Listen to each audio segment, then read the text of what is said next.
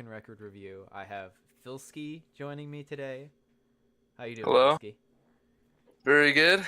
And Wizard of Chaos, our resident pro drafter, clearly. Oh God, that's how you introduce me. I mean, I gotta have somebody to replace Brightside. You got big shoes to fill. Alrighty. Oh Alright. God, I am Yeah, the resident right side replacement. All right, yeah, okay, you I got can do Filski this. to help you there. All right. Before we get started, Wizard, how would you sum up your season since you're the only one here whose season is over? Yeah, all right, dude, you don't have to do me like that, buddy. Fucking didn't even make playoffs. All right. No, my season was pretty good overall. Like, I learned some things I probably didn't have any business captaining my second RD2L season because I probably didn't know enough of the player base, but learned a lot along the way. Got some coaching done so I could improve my own play. Learned a bit about shot calling and drafting from Bolins. Liked all my players. Probably screwed up drafting style in a core role. But overall, I think 7-9 isn't too terrible of a record for my first time ever, so I'm okay with it. I had fun. It was definitely a fun season, and I think my players had fun too. We had the best finale series as well versus Schmurda team, so that was a lot of fun too. Oof. All right, all right. And with that, we're gonna move into our first series, which is well, it would be Sil versus Bai, but there wasn't much footage to gather of that. It was pretty much just a stomp. Bai won, 2-0. All right, we're gonna move in to the second series, which is Near Team versus DNM. What do you think happened here, Filski? What went wrong? I haven't even looked at this yet, but I am absolutely certain that it's Accepted's fault. Fucking hell. I think Accepted did pretty well here. I mean, he's playing. Like I said, I haven't looked yet. I'm looking He's now. playing fucking Lifestealer. Ooh. Oh my god. Who the fuck are these people? No, I Alright, recognize the Queen of Turf, I Pain is recognize DNM. Bonefire. DNM is Queen Yeah. of Pain. Is Band DNM of what? co-op? Huh? Is DNM co-op? Yeah, he's Quap. DNM Why does is it say he was roaming?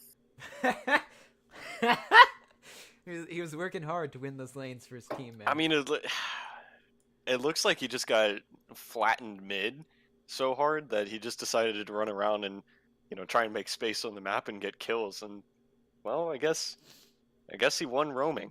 Good for him. I mean, when you have Near juking the fuck out of everyone on fucking Phantom Assassin, it's hard to not be roaming. Dude, they literally spent like fucking 3 minutes trying to kill Near, like before 10 minutes, just in this Jesus. bottom lane. It kind of seems like overkill, honestly. Like, I don't know. I'm looking at this bottom lane, and this should be like free kills. They just lock someone down forever. And the only way they can stop it is like if they rotate one of their supports. Who the hell was Like, their support? Was it the You just Earthshaker Q into fucking Leshrac. And Yeah, then I you don't can get how either this gets Shaman screwed up, follow up actually. or how the fuck did they fuck this up? They win the lane versus PA, but then they lose after that. So it looks like top went pretty badly for Accepted, which is kind of to be expected. I mean, that's another nasty lane, but yeah, PA just came back really hard. I want to look at the graph for this one. I can tell you this was not the most dominating performance from DNM. From watching the replay. Jesus, looking at the net worth advantage, it's like they have the advantage until like 30 minutes into the game, and then everything goes wrong. So what came into play around 30 minutes? Oh, PA buys BKB. Yeah, okay. So it took PA 30 minutes to finish a Desolator and then a BKB, and then like 4 minutes after that, she gets a Skull Basher, and you see this fight where, like, I don't know, it looks like 4 people die, 2 of them buy back, and then die again. Like, I'm just looking at the graph. This is just PA gets BKB, suddenly a DNM team just can't do a damn thing. Do we want to talk about the fact that at 10 minutes, so kind of when they started moving around, Queen of Pain had the lowest last hits of a core player at 42. The next lowest is 4 with Shadow Shaman. Yikes! And Earthshaker's at the top. Oh. Well, yeah, I mean, bot lane looks like it went pretty well. I mean, I don't think Earthshaker should ever be at the top of the last hits chart. Probably not, but he had a pretty dominant lane, it looks like.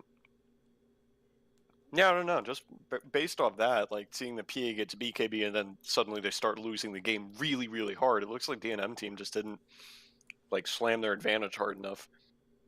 And with the Leshrac, you should be able to just push towers and get things. And the Shaman too, actually. Both of these supports really like pushing towers, so it's hard to say without like watching the game, but it just looks like they stalled too much. Fucking Filski, what do you think of this Slardar build here? Yeah, I was Blink. about to say I hate Echo Saber as an item, and I don't know. I don't like it on 3 either. I think it's really bad. Yeah, I think it's okay on 3 Slaughter. Probably could have got something better. I feel like if he had like a Force Staff or like a Shadow Blade or something, could have done a few more plays. But they won the game, so it's like it's hard to say like this was not the right thing. But I mean, Yeah.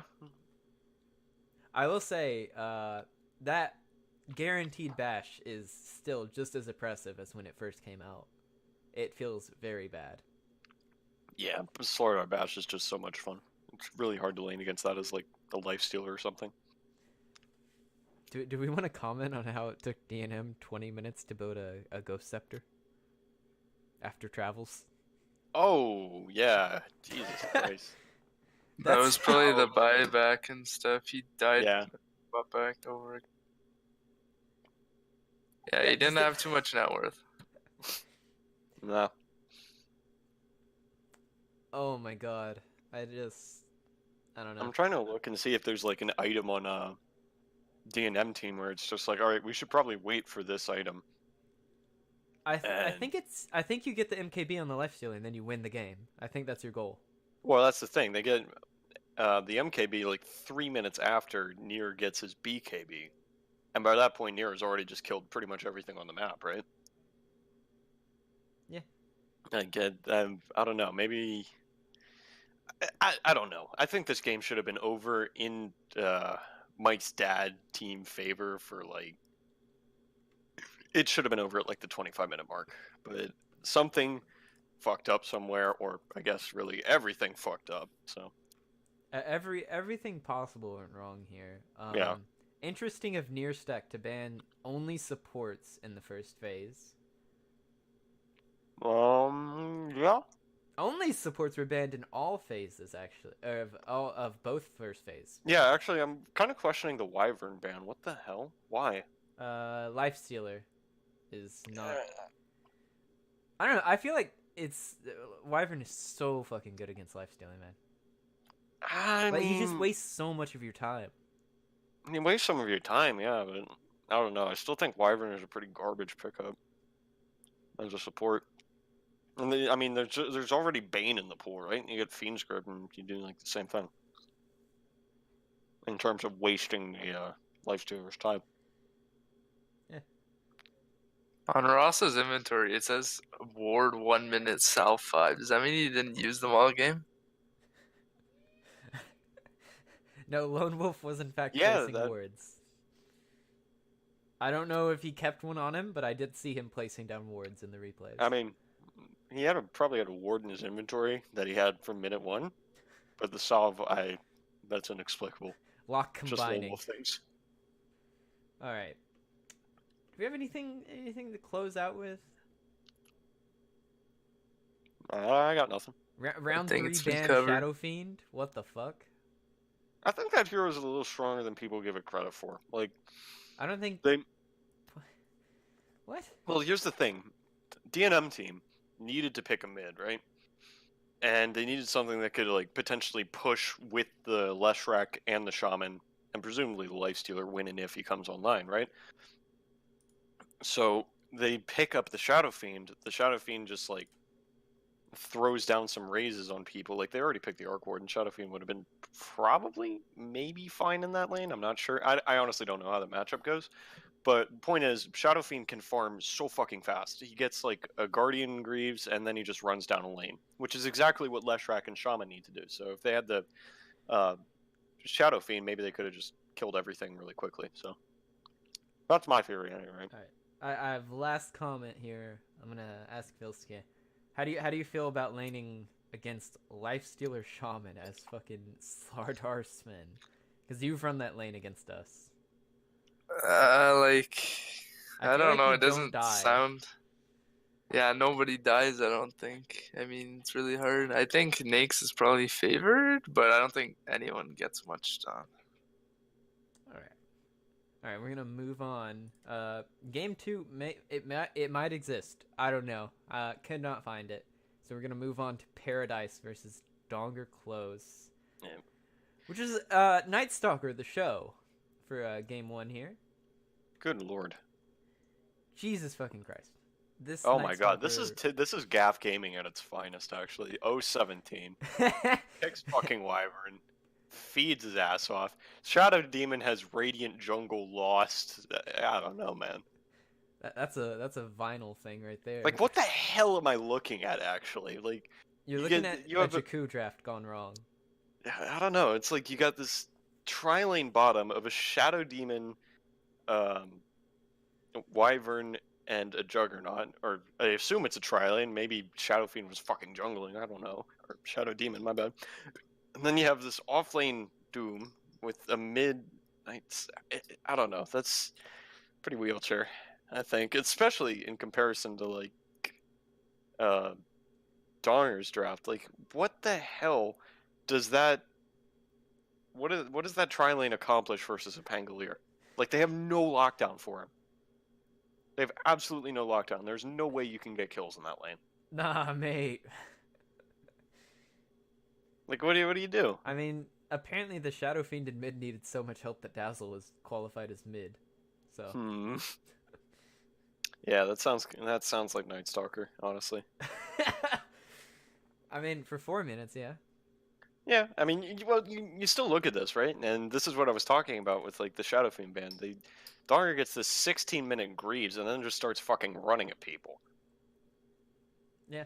This is seriously like what no one important builds on every mid that we have him play that isn't like a super hard carry that we need. This man just builds like fucking. All right, I'm gonna build the Greaves and the pipe. Let's just push down a lane together, and then we never do it, but we win anyway. All right.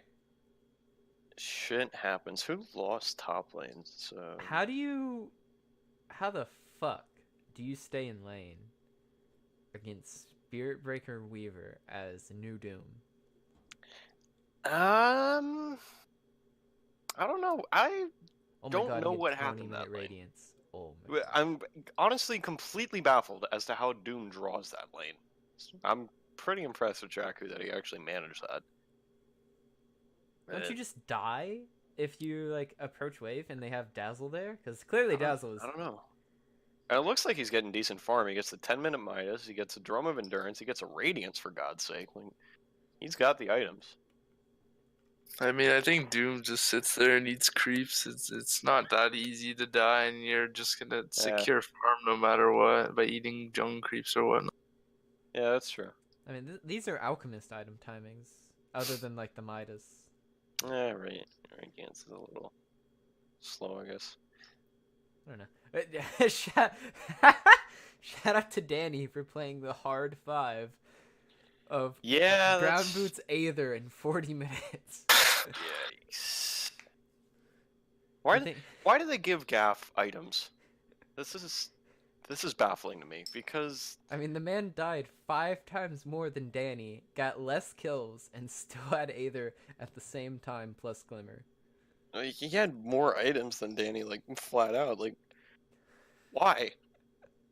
Why are you giving Gaff farm? You know Gaff is gonna die at the start of pretty much every single fucking fight in the game. You know, like, it might be better on one of your other supports, so just make Gaff 5, get the other guy to 4. No. Give You him need to some give items. him items so that he can build the fucking Aeon disc so he can live. Yeah, I guess. Jesus. Alright. Let's Alright. look at the farm graphs. Fucking. What happened Alright. here. This honestly looks fucking awful. And I don't know about you, but I don't think RS is a Spirit Breaker player at heart. But 31 assists can't be wrong. 31 assists is pretty easy to get as, like, Bara, you just charge at people. Aye. constantly. But what about 26 assists and 11 kills on Dazzle? Not a core mid Dazzle either. Fucking support Dazzle. Dazzle, Doof God, I guess. Doof God. Looking at the net worth graph, I mean, there's like a brief period where Radiant's ahead, but then after that they like just immediately feed away their advantage, and the game's just pretty much over from there, even though it took like another 20 minutes to do so. Like this genuinely looks like Donger team just had the farming advantage, despite the fact that they had a Doom. Like you get a Pango with a Maelstrom, you get the Shadow Fiend just raising creep wave after creep wave. Weaver's probably hitting a creep somewhere in the background. I don't know. Like it's just a heavy farm advantage for Donger's team. It looks like. Yeah, I don't know. They took a lot of team fights really weirdly, where they had a bunch of those ones where like the one guy would die and then you still took the fight for some reason. Yeah, that's not ideal. I don't think. But really, from what I saw, it was just the Night Stalker show. He would just fucking baller it up. Yep. I mean, What's Night this guy's Stalker actual name? I couldn't tell you off the top of my head. I don't recognize it. Also, I just want to point out that RS had 78 APM. I mean, That is... hit button done. Come on now. You press Q. Just click charge. Keep going. Turn off your brain. Turn off your monitor. You did your job. You hit your Q button, and then you have the camera follow hero automatically. Done. Yeah, Pango just doesn't die here. They have pretty much no hard lockdown bar like Doom. And if you blow that on Pango, then everyone else just kills you. Hold on. Filski, are you sold on the Blink Lincolns into Skull Basher on this Pango? On Pango? Yeah, that was his argument. I mean, it's not too bad. I don't know. I see a lot of people going Yules on that hero. I'm not sold on it. I don't know if Thank you. What is Holy the Yules shit. for? I don't understand. I see people blink in Yules themselves. Yeah, if you're on top of somebody, you can if you use yourself, you'll hit them multiple times while you're in your own cyclone. But I feel like if you can just roll and hit people just as good, I don't think it's worth the money. That's what I think as well. Like, unless you need to purge something, and even then you can get other items for that. Like, it's kind of a waste of Pango's potential, right? And the whole point of the hero is you run around, you hit as many people as you possibly can, and Yules, it trades all of that so you can hit one target and one target alone. Like, I've had it explained to me before is like, well, it's a Beastmaster ult, basically, that you can't really, like, Lincolns against, but even then, I don't know, man. I think it's much better to just roll for it. Yeah, a lot of the time you can use like your surrounding environment just to hit stun lock them anyway. You don't really need the yield. Yeah. Not to mention you can get your shield crashes off a lot more with the talent stuff. Mm-hmm. Yeah, you could have just gotten a blink, I think, and then Lincoln's basher, maybe some damage. Who knows? All right. Any final thoughts here?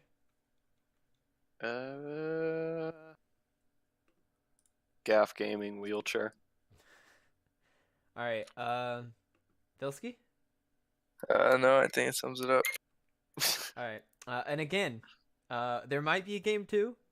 Possibly. I don't know. Doesn't exist. Moving on. Sasquatch versus Yak. Game 1. We have 2 games in this. Oh my god, guys. First time ever. Holy shit, this is Yak. Yeah, this is Sasquatch gets Invis Rune, kills Medusa. No, I'm just kidding. If you watch this play, it actually like gave me cancer.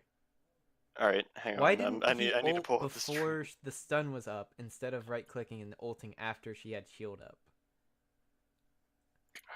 Surely you want the ult to more than the right clicks when the shield's off, right? Probably.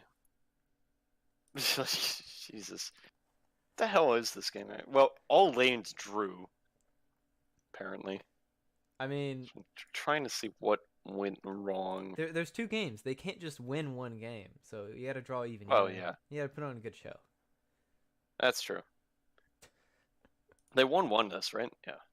Yeah. Okay. I mean, they have you're against a Razor, and you're playing Ursa as Mylan. So I don't know. Yeah. Is this the one where Sasquatch didn't die a single fucking time? Nope. 11-0-13 on the Lena. How the hell he draws mid? I guess. I guess that's just Medusa. You just throw Snake at people and then You run away throw into the Snake jungle. on Medusa, it hits 1 creep and then hits you, and you lose half your mana and half your Yeah, health. you lose all your health. It's Yeah. fucking retarded. I don't like playing against that hero. Nauticus had most last hits on the field, but didn't really accomplish a whole lot with this. I mean, when you're a prolific Viper spammer, and you have Viper banned, you can't go for another cancer hero. You gotta just go for farm. Yeah, they did just straight up ban out the Viper. It's a good That's hero 3. now, and the man played it when it was not a good hero, so... He's just achieved ultimate power. I remember when Elder Titan got buffed. Yeah, so they ran an aggro tri-lane with a Tusk, Lion, Ursa versus a Dark Willow, Dazzle, and a Lifesteal. This looks like Unstoppable Force hits Immovable Object. Like that tri-lane should probably get kills, but at the same time, Willow and Dazzle are both really good at just making sure kills don't happen. Either of them can just really jam up a kill attempt. It looks like. I like the Willow against the Tusk, because it really is one of those heroes where it's like, I'm gonna make you regret that snowball. Mm-hmm. And then she herself won't typically die to it, so... Well, yeah, I mean, the whole thing is you just hit the Shadow Realm thingy and Tusk can't hit you, so it's that simple. It looks like it looks like they're relying on the Medusa to come in and just save their lives, and he couldn't really do that. Doom didn't have enough items. Like, he had a Crimson Guard, but he had absolutely... Why does nobody have a fucking pipe this game, actually? What the hell? Filski, who do you put the pipe on? Huh? Who do you put the pipe on? Who buys the pipe here? I mean, probably Doom. Literally no pipes in this game. I don't know why nobody bought a damn pipe. Like, even Doom could have bought it. Yeah, like, I think Doom probably should have bought it, but someone else could have also bought it. Hell, the Ursa could have bought it for all I care. Like, it's not like he was the main damage dealer. They are trying to stall out this game and make sure everyone survives so they don't start feeding. But they take a look at the Lena, who is apparently tenderizing them all. They take a look at the Lifestealer, who gets a Radiance. They see Dark Willow spitting out tons of magic damage, and not a single one of them thinks, yeah, I guess I could go for a pipe this game. I mean... Hell, even a BKB could have done work. They gotta get that damage, okay? Yeah, I don't know, man. It also looks like there was some sort of miscommunication between the Ursa and the Doom about who wants to buy a Vlad's. I mean... if you can't have BKB, Satanic. You can get a 40% discount You on all could that get magic. a Satanic eventually. This is true. But yeah, I think the Ursa needs a BKB for sure. Like, you can fuck this whole drums garbage. Doesn't need it. Get the drum. Maybe get like Blink into BKB into Basher if you can afford it. Same with the Doom. Honestly, it looks like he's going for a BKB near the end, but by that point it's too late. He also should have a pipe. If there are 2 drums on the field, no. I don't know. I think this had a lot of, oh shit, we need to buy this item, but we've conveniently forgotten about it for 30 minutes. Like, both Medusa and Doom have just this casual ogre axe in their inventory, which speaks to me of, holy shit, I need a BKB and I need it 5 minutes ago. Yeah, I mean, that's the classic pub strat, man. All right. Moving away from outright just fucking flaming people. I apologize. What do you? I don't know. How do you feel? I feel like Razor offlane is kind of a waste of the hero. Um, I don't know. I mean, they saw the Doom. They know what they're against. Mm-hmm. I don't. I feel like you can pick a better hero than fucking Razor. Well, they might have assumed that the Ursa was safe laning. I mean, they might have assumed it was mid Doom. They Max could have done Bleed. that. I mean, by the time the Ursa's picked, they picked Doom and Ursa, and I look at that and I think, okay, Doom's going to go off lane, Ursa's probably going to go safe lane or mid. And then they pick Medusa on top of that, and I think, okay, that's an Ursa safe lane with a Medusa mid and a Doom off lane, and then they don't do any of that. So that I would have been confused as the Razor. Probably. I mean, I don't know. I don't think you killed Doom as Razor though. I don't think Doom kills Razor. Like in lane, obviously. I don't think either of these heroes get kills on anyone. This is Yeah, just a I trade. think that's a farm lane. I'll buy that. Yeah. But Also, where are the Shadow Blades on Doom? Just no longer. I think Razor offlane is fine, but the hero needs to shit on people and just keep going off the momentum from that. And if he doesn't get that start with just absolutely crapping on the enemy carry, then kind of hard, I guess. Well, you lose 20% of your health, no matter what, when Doom hits you with Infernal Blade. Why are you letting the Doom hit you as a Razor? I mean, Speaking of, if he comes up to hit you, then you just static link him and then chase his ass down. isn't he? No, well, no, because you don't take Scorched Earth anymore. Yeah, he wouldn't be. Yeah, I mean possible. he still has to come after you, so it's telegraph from a mile away. So you can just static link. He comes up to hit you. You still steal all his damage, and then he can't lane for another however long the link lasts. Razor didn't go phase boots till 15. Hey, at least he got the Hood of Defiance. He was building that pipe. Oh my god. He's gonna drop it on the ground right in front of Dire base. All right, am I retarded? Is Infernal Blade pure? Infernal Blade's pure, yeah. No, it's magical. What? All right, it's It's magical. just percentage based. It Yeah, is it's magical percentage though. based. I thought it was pure It's damage. reduced by Hood. Wow. But like, I I don't know. actually How didn't much, know. I don't think he's ever getting infernal bladed. I Yeah, mean, I don't think he should. I mean, I think he's getting Infernal Bladed with these 15-minute phase boots. yeah, he should definitely have those sooner. I mean, you can probably just walk him down if he had Like, earlier. by that time, Doom already has phase boots, drums, and Vlad's completed. I think that's kind of what Razor needs to have, phase and drums.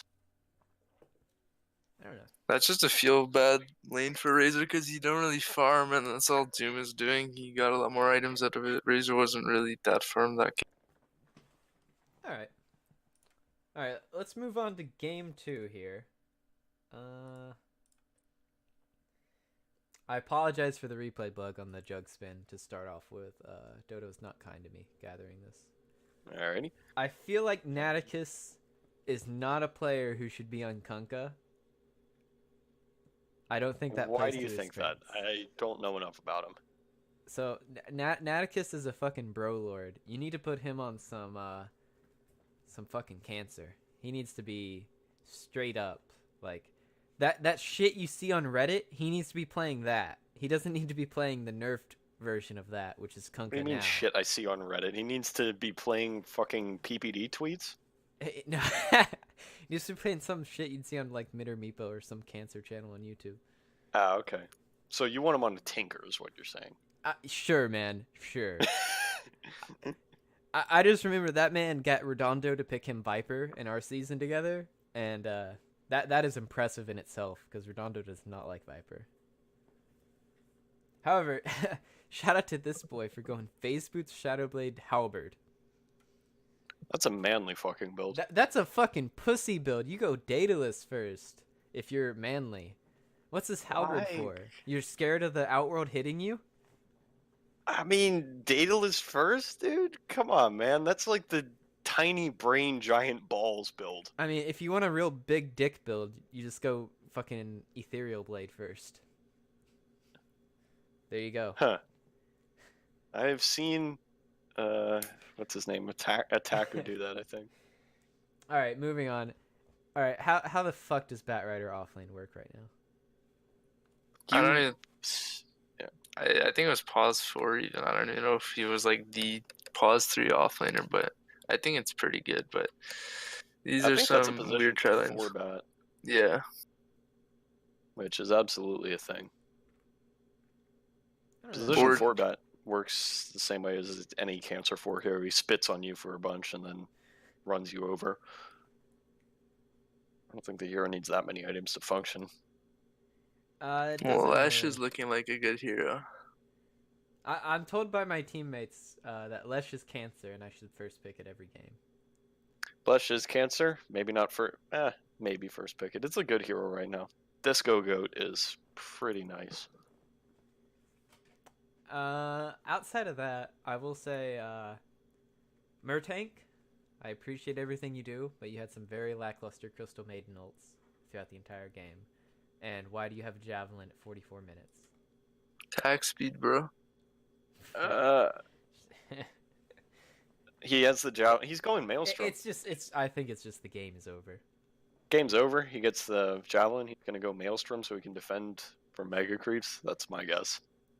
Did he take Like the I'm attack sure speed? Sasquatch is saying this entire time, and it's fine, guys. We can still win this. We can Oh. still win this. Me and Jug are both really farmed. did we take the can attack speed easily down. take a fight if we don't get picked off, and then someone dies, and game's over. So you did get the 250 attack speed, and you build a Maelstrom in your defense maiden. Whoa. You have Crab Fortress here. You have Nyx with no Ags. He's going for the Ags eventually. At 40 minutes? I mean, it's better than ever. Okay, hold on. When did their towers fall? I'm pretty sure Yeah, they fell at like I need- 32 I need to minutes. look. There's no excuse for this. Objectives. Right, that doesn't tell me the timing. No. There's no way. Alright. Looking at the net worth, this is fairly dominant. Tier for 3, they the lost it entire at game. fucking 33 minutes. There's no reason to not have started Ags earlier. Unless you're just confident you don't need it. Maybe you need to really one of that 4 stuff. Save yourself. Fuck your base. He's probably trying to build that for stuff all game, and he's just too poor to get it at the end. Yeah, I'll buy that. I mean, at Like, that point, don't you just build Aether? You disassemble your Arcanes and build Aether instead of the Ags? I Because don't most of that's- what you want is the stun distance and the mana burn. Yeah. Like, I don't the, know. the See, Spike thing, Carapace is nice, but the thing is, I think Nyx is just garbage. Like as a hero right now, like where do you put him? He doesn't really offer that much in a lane. You can't really run him as a core. I guess you could maybe run 3 Nyx if you're really ballsy, and you get some items on him. But I don't think he fits anywhere. Whoa, Like his hold laning on. stage is just. Why the weak as fuck did fuck. they pick Nyx if Bounty Hunter is still in the pool? I don't know what to tell. Well, it's not like they can pick a bounty there. I don't think. I mean, Empyrean like second picked a bounty against us, so Yeah, but I feel like you can do bounty as support or core. I feel like it's, you can absolutely. I agree like- with that. Why can you not pick a bounty here? It looks kind of like a deny pick, honestly. But then again, you don't want to pick the Nyx on the enemy team. I get like the only reason you'd pick a Nyx on the enemy team is to maybe screw over the OD. But even then, it's You just have last pick for OD. yeah. They had 3 end heroes on Radiant. Maybe they thought mana burn would be good enough in lane or something. What? Whoa. What do you mean? I don't know. I just like maybe they thought the lane harass was good for the mana burn. Yeah. I don't understand the Nyx pick, honestly. Yes. Like, and he doesn't even go mana burn until level 8. At which point, you're fucked. The laning's over. You go Melliflock strat and you just pick Pugna and send him off lane instead of the tank. There you go, done. Pugna's Easy. fast, man. He'll run mid, kill the Leshrac, and run back. Yeah, this looks like Leshrac just popped right the fuck off. He had a really nice aggro tri-lane. Heal loses his bot lane, but comes back really hard with a 6-minute Midas. Good lord. Just rushes Midas straight up. Got the Kunkka running around, making space for the PO, and then Leshrac just runs the game over. PO comes in to just mop everything up and get the game over. I mean, yeah. I don't know. If the PO gets going, I don't think OD is a great counter, and they don't have a counter out of that. Like, what do you do if PO has 12 I need to look at illusion? items real quick, because I'm seeing a 24-minute Battle Fury. Yeah, Battle Fury Mojnir, or however you fucking say it. Mjolnir. Don't at me. I don't get this build, actually. I feel like you want a farming item before the Yasha. I feel like you want a fucking Manta style when you're against a fucking Grimstroke. Probably, yeah, but this is such a weird build, actually. Like, he gets the Yasha, and then he gets the Battle Fury at 24 minutes, which is kind of late. Kind of late, but whatever, I guess, if you've already bought the Yasha by that point. It's like another build when he plays core. Yeah, it takes him 10 minutes to farm up this Battle Fury, and by that point, they're already getting flattened. Then he gets BKB at 38 minutes. He still doesn't have any damage overall. Finally gets the Mjolnir, or Maelstrom into Mjolnir, I assume to try and hold off Mega Creep. Wait, where's the pipe? No pipe. Why the fuck don't you have a pipe on this fucking Centaur? You're against Leshrac, Grimstroke. Yeah, you're up against the Leshrac. Does he not have pipe? What? There's no pipe. He does have the pipe. He does have the pipe. He does have one. Oh my god, I'm blind, dude. Yeah, he does have one. He gets it at 9 minutes. This is literal first item. How the fuck did he get that at 9 minutes? Because he didn't get anything else before it. Like, I'm looking, he has a really good lane. He gets Hood straight up, finishes off the pipe, then gets his Blink, then gets his Vanguard. That's what I see.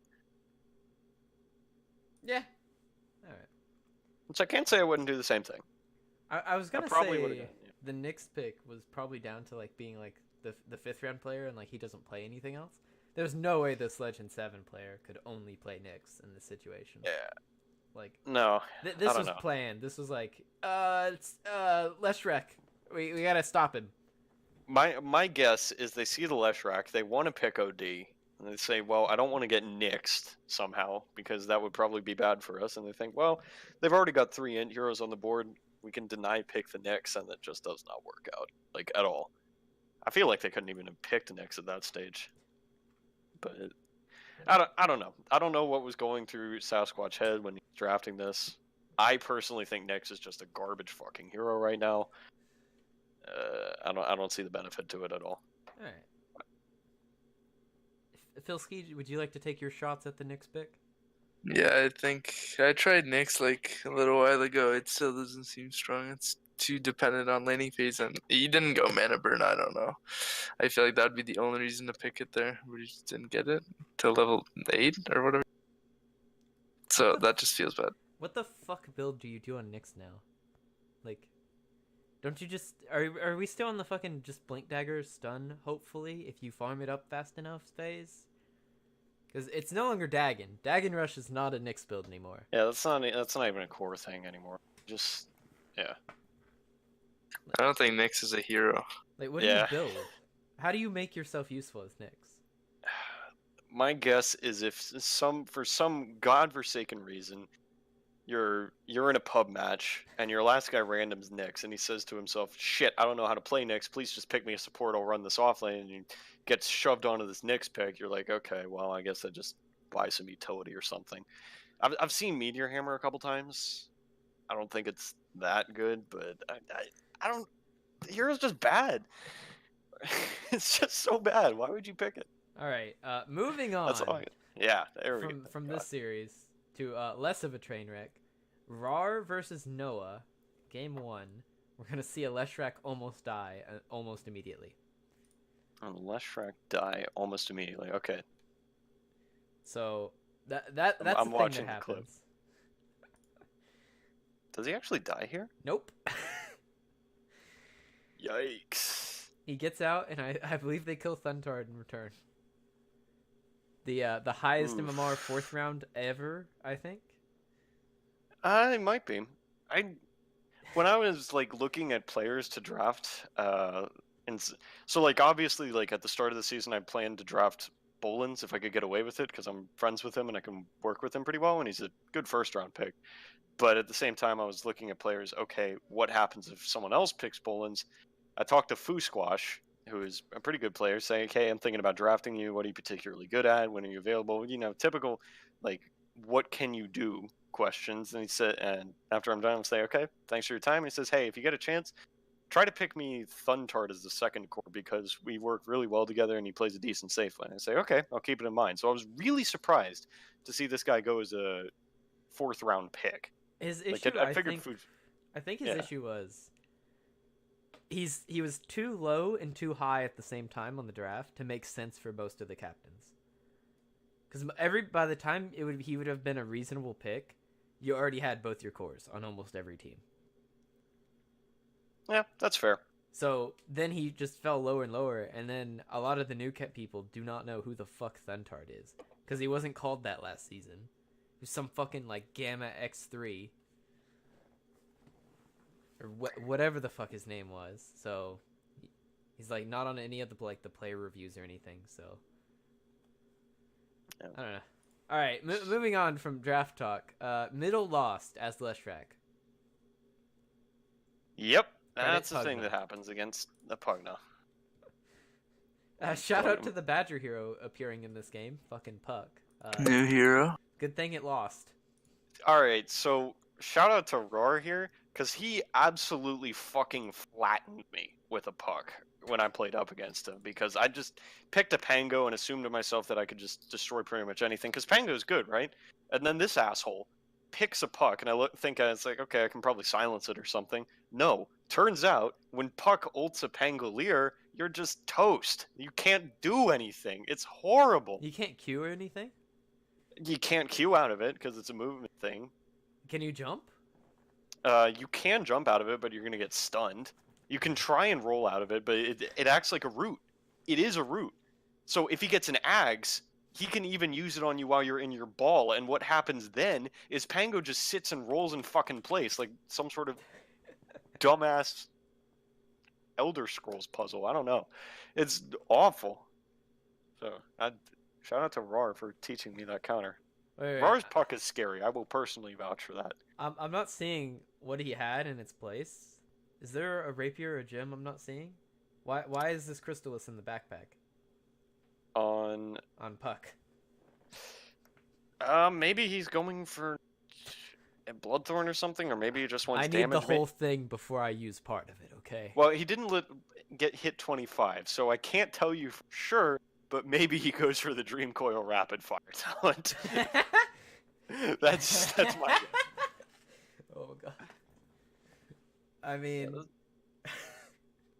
Yeah, this looks like a pretty close game, all told. Like, obviously, there's something horrible that happens around 37 minutes into the game.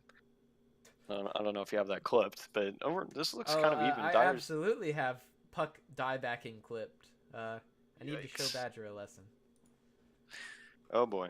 All right, your boy, whoever the fuck that actually is, some leaderboard player, played Lone Druid. Win Radiance build, one game. There you go. Yikes. So Rainmaker dies. I'm just looking at the clip right now. This isn't the 37-minute everything dies Nope. clip, but yeah, I kind of want to see what happens there because it looks like just everything fucks up in the worst possible way, and they lose all their buildings as a result. Oh. Yeah.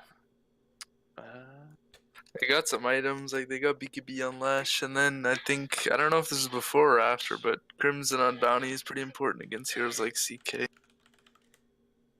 Yeah, Crimson looks really nice here.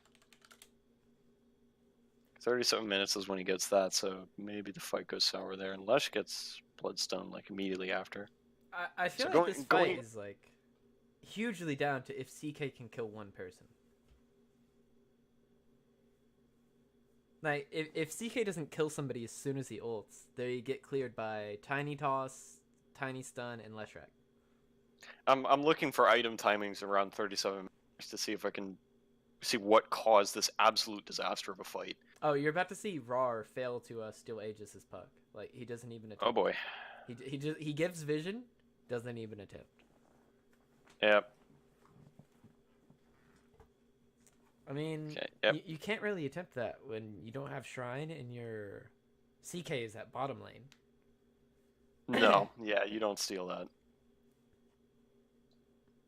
No, absolutely not. Like I'm seeing this on a delay, obviously, but I'm like, this you can't try.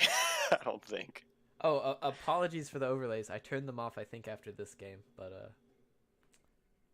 whew. It's all right. Yeah, they took a few really bad fights, and like this. Shout Okay, out to so this whoever is the carry disaster is. fight. This is around 36 minutes. You can see everything die. Pugna's dead. Everyone's dead. Okay, they get Roche. They go high ground off that. Looks like. Yeah, Yeah, this is a this really is nice fight. this is game. Yeah, that is game right there. I chopped it short. There was one other fight I probably should have included, but after you see that fight, I don't feel like you need to see much more to determine who won the No, game. that is absolutely a turning point right there. Like, yeah, that is definitely everything fucking up. So, Filski, good on them for pressing their advantage there. what the fuck is this build on Tiny? Blink, Echo, bots, Octarine. Yeah, I don't know. I feel I like think he could have gotten the Vlads earlier, Crimson earlier, and once again, I don't think Echo Saber's good. okay. I think Not Echo on Saber's Tiny. good on select heroes.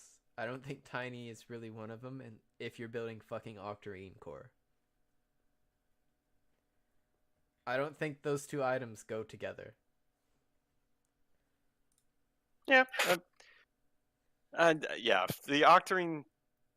Like that shows me always that wanted to you're build not Oct. meant to be a right clicker. Like you are building it for your spells and disable. Yeah, the Octarine. Yeah, that's kind of what I guessed too. I mean, I've always kind of wanted to go that item on Tiny, just to get the infinite toss thing going. I guess and just throw people as many times as humanly possible. That's all I can think of, though. Obviously, it worked out for him. Maybe he just bought it immediately after the disastrous fight. I mean, So is there a point? Is this a thing now? Is late game Bloodstone valuable? Because it has that new talent. The game is probably over by then. yeah, I feel like You- I don't know. I feel like you just get the Octarine over the Bloodstone every time, even if the game's over. Because you cast more of your that's- spells. You heal off every single one of them instead of a fucking 250 cooldown spell.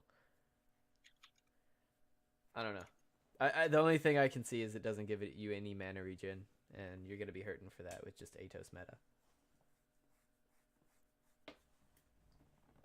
All right, moving on. It appears we are done with this fucking game.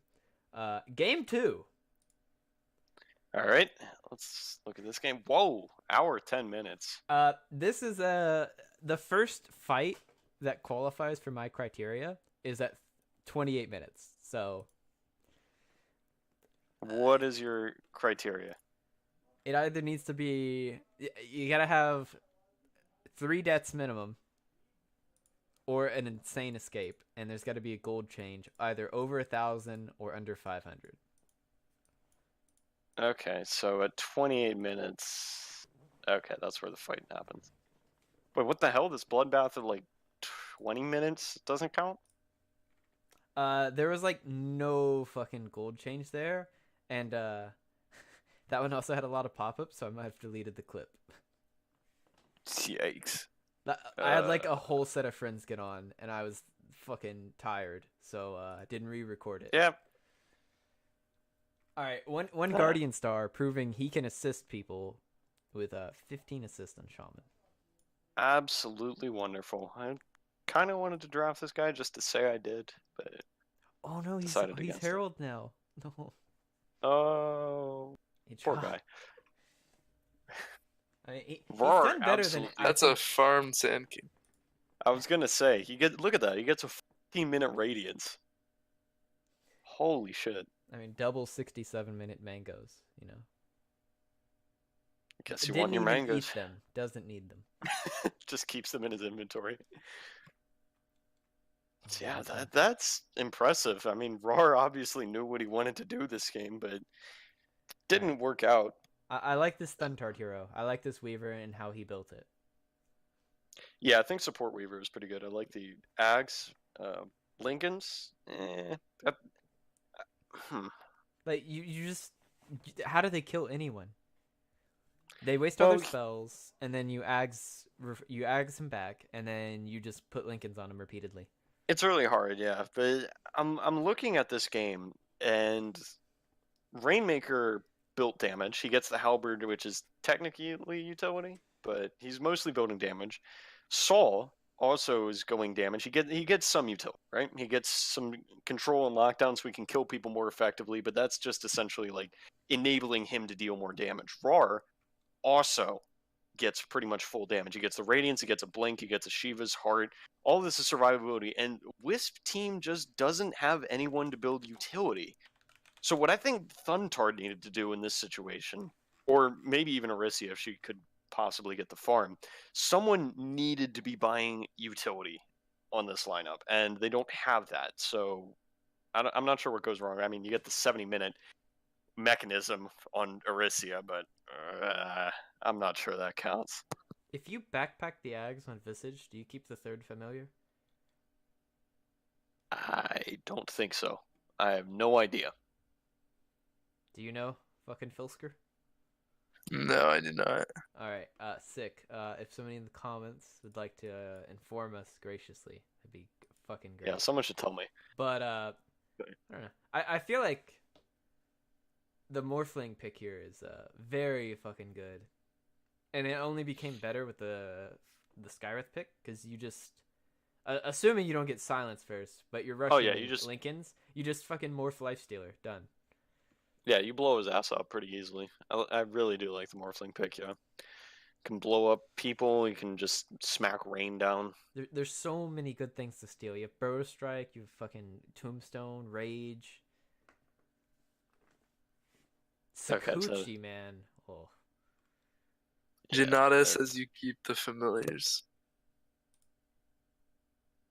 Is it cool? I like the Batrider Ags. I'm so glad someone actually bought that item. That's such a fun item. I think its biggest issue is that it doesn't increase like the range of the first cast. Yeah, you just grab someone and whoever the hell happens to be standing next to them. It's very nice. If it just doubled the range of the initial one, I think more people would buy it. No, absolutely not. At the cost of being over that range means you only get the one. No, absolutely You're not. already getting really close. I think it's fine. Yeah, like, I mean, at that point, if you're having that much trouble, just buy a fucking Ether Lens. What you just described is a glorified Ether Lens. You're gonna have some slotting issues there, though. Absolutely. Yeah, this one looks like they farmed decently hard. I mean, Alpaca having a decent game looks like, even despite the 12 deaths. Whoever this "It's Okay, Trust Me" kid is, he had an excellent game on Morphling. Manages to outdamage someone with a Radiance, which is hella impressive, I think. I mean, so he just starts steamrolling. Did he? I think he took the wave strike hits everyone. Yeah, I mean even then, like, what the fuck did I just say? Waveform attacks target. Yeah. Yep, I got it. I got what you mean. Should we talk about the comparison here between famed Guardian player Arisia versus one Guardian star? One took 6 tomes, one only took 4. He was gracious enough to give this 2 to the Batrider. I was hoping that Arisia wouldn't be level 25 by the end of the game, but I was disappointed. Is this the hero you pick for your less than stellar players? Yeah, absolutely. Like, the way I had it explained to me by Brightside, may he rest in peace. Presumably he has died since he can't come back on the show. But the way I had it explained to me from Brightside is Undying is one of those heroes that is really hard to fuck up for your low MMR people. I have some quibbles with this because you can always place Tombstone in the wrong You place can and just fuck feed it up that way. 150 gold every fight. Yeah, absolutely. You can feed 150 gold, but even then, you drop Tombstone, you die, you get another Tombstone, you probably sap some damage from someone, and that's it. That's all you really need to do. So Undying is usually apparently a pretty good pickup for just your absolute low man on the totem pole player, from what I've seen. Filski, Well, what do you from a think? bright side. After playing with people who are not named Nutter. Yeah, I think I agree. In lane as well, it's pretty hard to fuck it up. You literally just click Q on them, and if you just run at them, you're a melee strength here. You just hit the guys in lane. It's pretty hard to. I don't know. I feel like a lot of people I fuck up fucking Undying so much. I draft him in a lane where I don't have a stun, and then the enemy picks Shaman, and it's like, all right, we're fucked, man. Yeah, I mean, I'm looking at this Arisia character, and I'm seeing a 70-minute game, and I'm 10.6k damage, and I don't know. If you don't have any utility to offer on top of that, it's not ideal. I don't think the Undying actually did anything this game besides buy wards. I mean, the Shaman, meanwhile, did like not almost 9,000 fucking tower damage. Shaman deals a shitload of tower damage. He deals more damage than the Undying, which is kind of a low bar. Arisia apparently only hit a tower once. I mean, 29 damage. 29 whole damage, dude. That's a deny. Yeah, Shaman just ends up doing more than the Undying, it looks like. You just get the blink. Somebody didn't buy wards. Hold up. Arisia has 29 wards. Why are there only 26 bought on Dire? Someone forgot. I mean, your boy, Visage, bought 1 ward. He helped out 1 Guardian Star 1 time. Or, that's actually probably he placed it in mid. Fucking shared it at the start of the game. That was going to be my guess, yeah. Yeah. Alright. Oh my god, how many travels are in this game? Oh, just 4? And 3 are on Radiant. This looks like a really hard game, but interestingly enough, Dire keeps their net worth advantage for a whole lot of this game. Like, it's a struggle up until this disaster fight. There's nobody who flash farms on fucking either of these teams, really. Yeah, there's this disaster fight at like 31 minutes where there's like this huge net worth swing, like about 7k. Then Dire holds their advantage and keeps farming for the next so-and-so minutes. Then they try and fail miserably. The other team throws back. And they end the game with this huge net worth advantage. Like, it really looks like they were just trying to look for the right time. They were looking for their moment, and eventually they picked up some item that just said, all right, we can win this game now. Filski, can you explain to me why the Morphling with 45,000 net worth does not have anyone else on his team with a Moon Shard? Why do you not give... Agreed. Like, I don't know, your fucking Ursa a Moon Shard or some shit? Buybacks. That's my guess. Yeah, buyback costs a shit ton. I mean, you probably got a ton of gold from just hitting buildings at the end. I mean, he only and it's bought not back like a priority. Once. He only bought back Yeah, but you once. have to have buyback.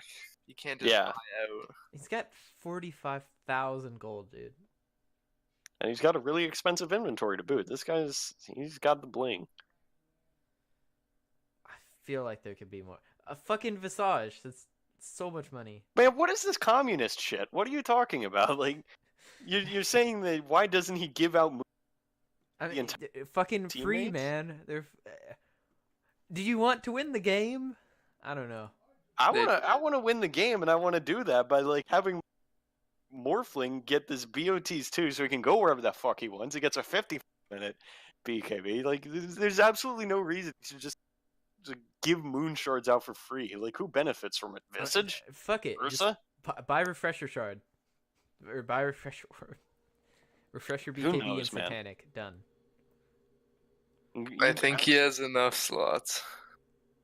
No. Yeah, he is kitted the fuck out. Alright. Moving on. Alright. Would be Milkshake versus Sick Boy. But neither of those teams made it to playoffs, so fuck them. Wheelchair versus wheelchair. Vadashas versus Jay. They didn't play, so I think Jay made it to playoffs, but no games. So that leaves us with the Chupacabra, who whoever wrote the draft sheet or the playoff schedule cannot fucking spell his name. Versus Dark's team. What the fuck? All right. Auto attacks carry, boys. Auto attacks carry. Truly a time to be alive. This looks like it's a 1-1, right? Yes, I believe so. So did Dark's team not make playoffs? Did they just miss the strength of schedule, or did they get Chupacabras disqualified? made it. Dark, to my knowledge, did not. Let me check. Okay. Dark did not make it to playoffs. Done. Huh. Weird. I mean, when you have K-Stigs, how do you lose? I guess. God, this is some resident sleeper gameplay, actually. Get a DK, just doesn't die. You get this Lycan who just runs around and takes towers. There's They no literally kills just going on in picked this Beefy game. Boys, and then they put a Lich in there. Yeah. That's the strat. Like, it's really hard to kill, but at the same time, they didn't really get anywhere with it. The Lycan just pushed their shit in before they could accomplish anything. Yeah. How the fuck does Pango match up against DK? I feel like this is a off-lane matchup in the mid lane, but... Pretty easily. Like, Pango mid is absolutely nuts.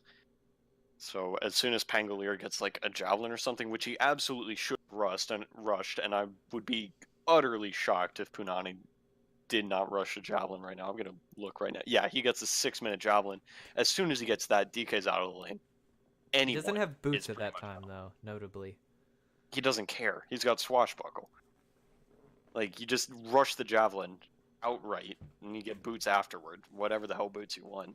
If you're playing mid, like, he gets Greaves here, which I think is the smart pickup. But yeah, as soon as you get the javelin, you just spit out magic damage. It's so hard to lane against a Pangolier with javelin, even in the offlane. No matter where the hell you go, Pangolier and his javelin will follow you. They will deal magic damage to you, and you will sob your guts out.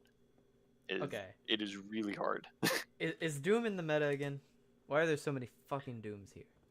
I guess so. I haven't seen too many Dooms myself. I know Devil-esque wanted me to pick it for him once. I was like, this is the cheerfully ignored him. third or fourth fucking Doom. But this I one built mean, pipe, notably. He gets a lot of items. He can do lots of different lanes. It's like solo lanes are coming back a bit, and he can just build auras and do his thing pretty much. He can He's a initiate with Flex Blink. player. Yeah, Filski with solo lanes? Devour just lets him farm. He can solo lane.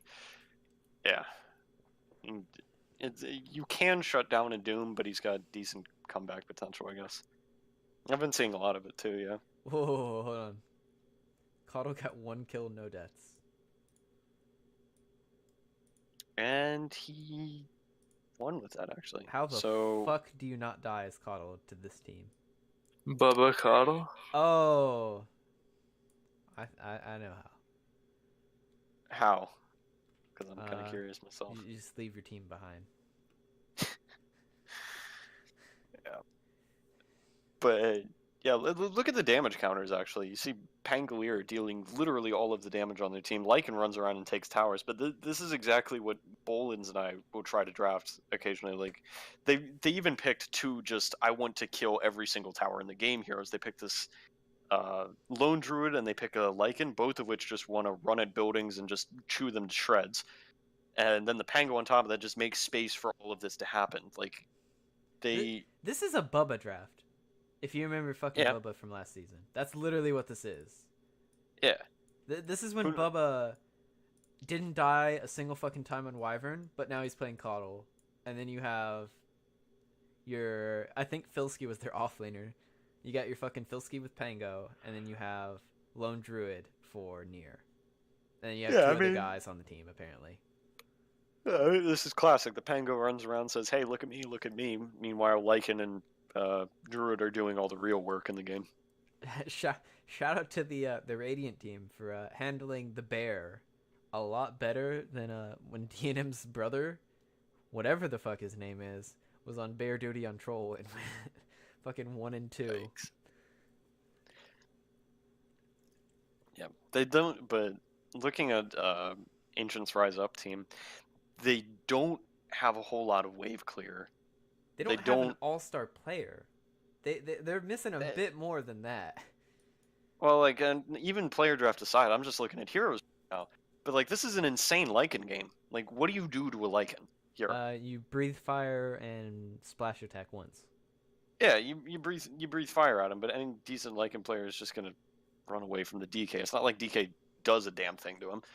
But same thing. It's just like they don't have any wave clear for any of the units. Lycan just goes ham, which he does. Meanwhile, Druid apparently has a really nice game and just goes ham again. So and just deals even more building damage than the Lycan actually, which is pretty impressive. So I'm assuming this game they just got split pushed to death and eventually said, all right, this. Okay, so if Undying had max units of 16, he could hit you with almost 500 damage or heal. Well, That doesn't feel like a lot when the Lycan's about to kill your entire base. I just want to point out that Chupacabra in this game did about as much damage as Arisia did in her Undying game, despite this game being literally half an hour shorter. Wait, hold on. I know the strat here, man. You pick Undying, you throw up the tombstone, and you lag the enemy computer. Yeah, that's probably their end goal here. There's so many units, try and crash someone. I mean, I don't Doesn't sound see like another too bad of a way plan, honestly. to win this. I feel like they just got fucking Lycaned. Like once they picked the Lycan, they only had one pick to answer with, so it's pretty much over there. I also don't think DK is the strongest answer. Yeah, DK is not the strongest answer Lycan be. And I'm sure that if Bolins were here with me, he'd be just eagerly chattering about how much this is a good Lycan game. And he would be right. Filski, you have anything to add here? I mean, they just hit buildings, I guess. Who do you doom? Pango. You have to. Pangolier, yeah. How do you catch the fucking Pangolier for long enough to doom him? You don't have. That's the thing. They can't really make too many plays. I mean, DK did get a blink pretty early, but other than that, oh, wait. Doom has no method other than walking up to someone to doom. yeah, he didn't get anything. Yeah. He just I feel like that's wrong if your primary doom is Pango. Yeah, I guess. I just think they just didn't really have a way to deal with any of Dyer's cores here. All right, moving on. Game fucking 2. Alrighty. And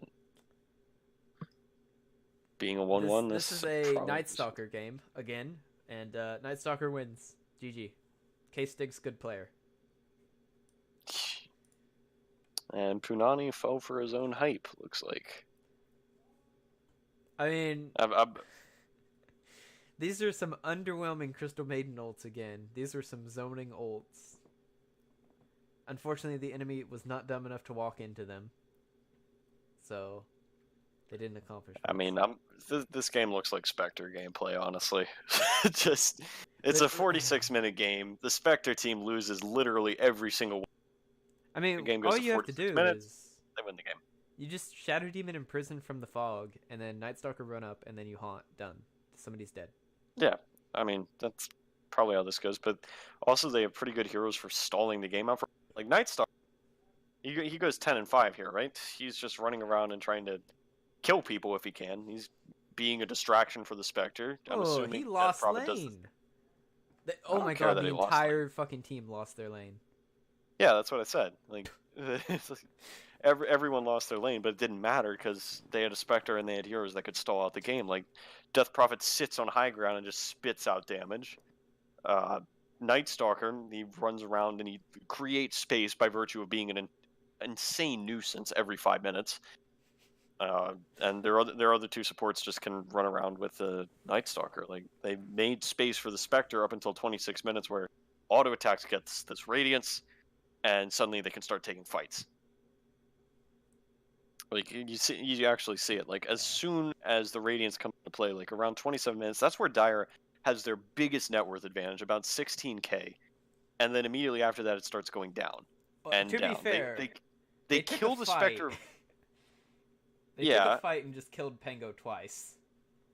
They took a fight, kill Pango once, kill him again. Yeah, Spectre dies, but it doesn't matter because they've effectively given him like uh how many heroes is this? They've effectively given him 5 heroes, so it doesn't matter. And they just slowly lose their net worth advantage from here. They all die again up there, and by this point, Spectre is out of control. So Oh, yeah, we actually right after see the Radiance comes into play. You can actually see Yeah. the failed high ground push that turns this game around. Are you playing it right now? Yes. It's that 27-minute fall off the fucking cliff. Yeah. Yeah. Dyer just stayed too long against Spectre. No haunt was needed. Mm-hmm. You get Radiance. It's just like a 4K gold team fight loss. Like they gave up a shit ton of gold on their deaths, like Lena and Pango. Mm-hmm. Pango bought back TP to Shrine Holy and shit. tried to get up there in time. In fact, he did not. And then that fight just ends. Everybody else got out. And then the game goes downhill here. Yeah, this is Spectre. That's just how the hero works. Yeah, it's probably pretty good for already. The problem. All right, where did the Spectre get picked? I need to see this before I can. Okay, this is a 10th. Absolute last pick. Yeah. Okay. Yeah, this is a really good Spectre game then, because like as soon as they see all of Dyer's heroes, Dyer doesn't hit buildings. Like Lena can hit buildings to some extent. But Sven, Pango, Lena, that's not the strongest building hitter in the game. So they know they can just stall on high ground for a while. They lose one set of racks here. I don't see when they lose the racks, but they lose the one set of racks, and then after that they just don't give a shit. Like they've already taken 27 minutes at that high ground push to try and end the game. They fuck up, and Spectre just goes off the chain. Like they can't end the game early enough. The thing you need to do against Spectre is you need to end the fucking game, and they can't do that. Alright, Resident Offlaners, since I have 2 of you, what the fuck do you do a solo Pango versus fucking solo Spectre? I mean, I guess you're you just annoying. I hit don't think you kill creeps. Spectre. Yeah, I mean, unless you get a good roll, maybe, but it's very hard. Maybe I don't plus think- I don't one think- with Lion, I'm sure they could do something, but Yeah. Like, they just traded even, like 64 to 58 at 15. So Yeah, that makes sense. I mean, you can't really kill the Spectre, and the Spectre can't really kill you. Pango does get the 7-minute Javelin, but it doesn't help him too much because Spectre then gets an 8-minute Hood of Defiance, so it doesn't help him as much as he wants it to. thoughts on Death Prophet here, though? I like this hero. I don't like it really in this draft, but I like the hero. I think the hero is deceased, but I think the hero is so good situationally. Maybe. I think she has her own niche that is just waiting to be carved out. Possibly. I don't know. I'm not sure I like the hero too much still. It is a decent pickup this game though, I think, just because like as soon as Spectre comes online, you just take every building in existence. Because you don't have to worry about anyone trying to kill you because they're focused on the Spectre. I feel like it functions before that. You just fucking ult with the Night Stalker behind you, and you're about to kill, haunt, done. Spectre get farmed. Mm-hmm. Yeah, no, I buy that. Like their other 2 cores just run around and make space. This is a really nice Spectre game though. So I don't know. All right. Moving on. Mikkel versus Bear. oh boy, I have heard some indecent things about Bear Team. Did Zamo play both games? I didn't check. Did Humble Korean play both games? Is the question. Zamo, Humble Korean, and Yeah. Zamo, Humble. They both played both games. All right. All right. Well, I guess they resolved their differences They for some found reason. their honey. All right. We see Badger playing Razor. Yeah, that's a Badger hero. I mean, I'm still kind of looking at this game and it's not a taking puck. it in. It's not a puck. How Jesus, dare this they? net worth graph. Okay. Mid, like- after I did mid CK last week, Mikkel decides, yeah, that is the thing at high MMR. and picks it this week. Draws mid against Leshrac. 10th pick Underlords. Okay. Or What the Yeah. fuck game are you on? I'm looking at game 1 of like Block You Easily versus Where's My Honey. What are you talking about? What are you talking about? 10th pick Underlord. It was 9th, I guess. Yeah, sorry, 9th pick Underlord. What? What fucking game are you on? Oh, okay. You're talking about it. What? In just raw pick, no ban. Okay. Yeah. Okay. All right. The This honestly looks like a draft that Filski's team would do this season. I mean, I like the Underlord pick actually, because like he gets a pipe and then Bear team can't do anything. This fucking Like, reeks of Empyrean, dude. I'm looking at this game and all of their damage is coming from this Leshrac on Bear team. So as soon as Nutty can pick up a pipe, that a lot of that just gets negated, and he gets pipe, Crimson Greaves, which is, I mean, that's Underlord. You just build auras.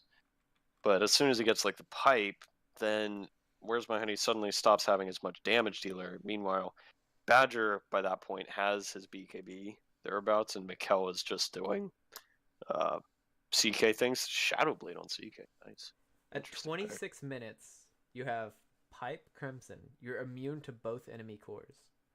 Yeah, it just looks like Mikkel team just got to the point where suddenly Bear team can't really just kill them anymore. They farmed, got their items, and Bear's team just absolutely ceased to deal damage because Zamo as a PO can only do so much against a Nutty, and you see that in his KDA. He just doesn't do a fucking thing this game. They're entirely reliant on the Leshrac, but if they want to do that, they needed to win the game at wherever the hell this high ground push is. Which, yeah, they take 1 Rax and then back off, but after they fail with that, I don't think there's any hope for them. They can't really kill them. They you got the that's Is this four Brewmaster? I think so. yeah. That's a rich fucking 4 Brewmaster. Oh. Well, So you build got anyone Midas. on Midas. Mm-hmm. If this is your support, this is your support on Midas. Anybody know this video head player on Mikkel team? I don't. There's like a bunch of fucking veterans and then this guy. Yeah, I got no idea. All right, moving to the other side of the teams. What's the helm pickup on hype, actually? Why? What do you mean? Push harder. I guess. You take an Alpha Wolf. Push. It's just a weird timing and weird item. Anyway. All right, Talking about moving gameplay. to humble Korean team. He tried to carry. Zamo did things. This feels like a really late. Succeeded. meta. I'm looking at game 2 now. Yeah. No, this is game 1. Oh, my All bad. right, moving to game 2 because there's not much on game 1. Damn it! Don't bait me like that. Badger plays different hero. Yep. And loses. I mean, could be worse. Like, Could be. what could do be you want worse. Badger to do here? He's 20-minute Radiance, and Midas. That's it. Just 2 farming items to start. Sort of what you do on Nyx now, though, I think. Yeah. Just buy get the Midas, range. hit creeps. He's pretty strong like you. Filski, what do you think about this Manta on Badger? I don't understand why he picks. Oh, Pango. That's why. There is a clip. You're gonna fucking see it. All right, Badger is it here? Manta dodges. No, it's like at the end of the game. He Oh, will okay. Manta dodge a Pango ult. And if I had muted the audio, you'd hear me kick my desk.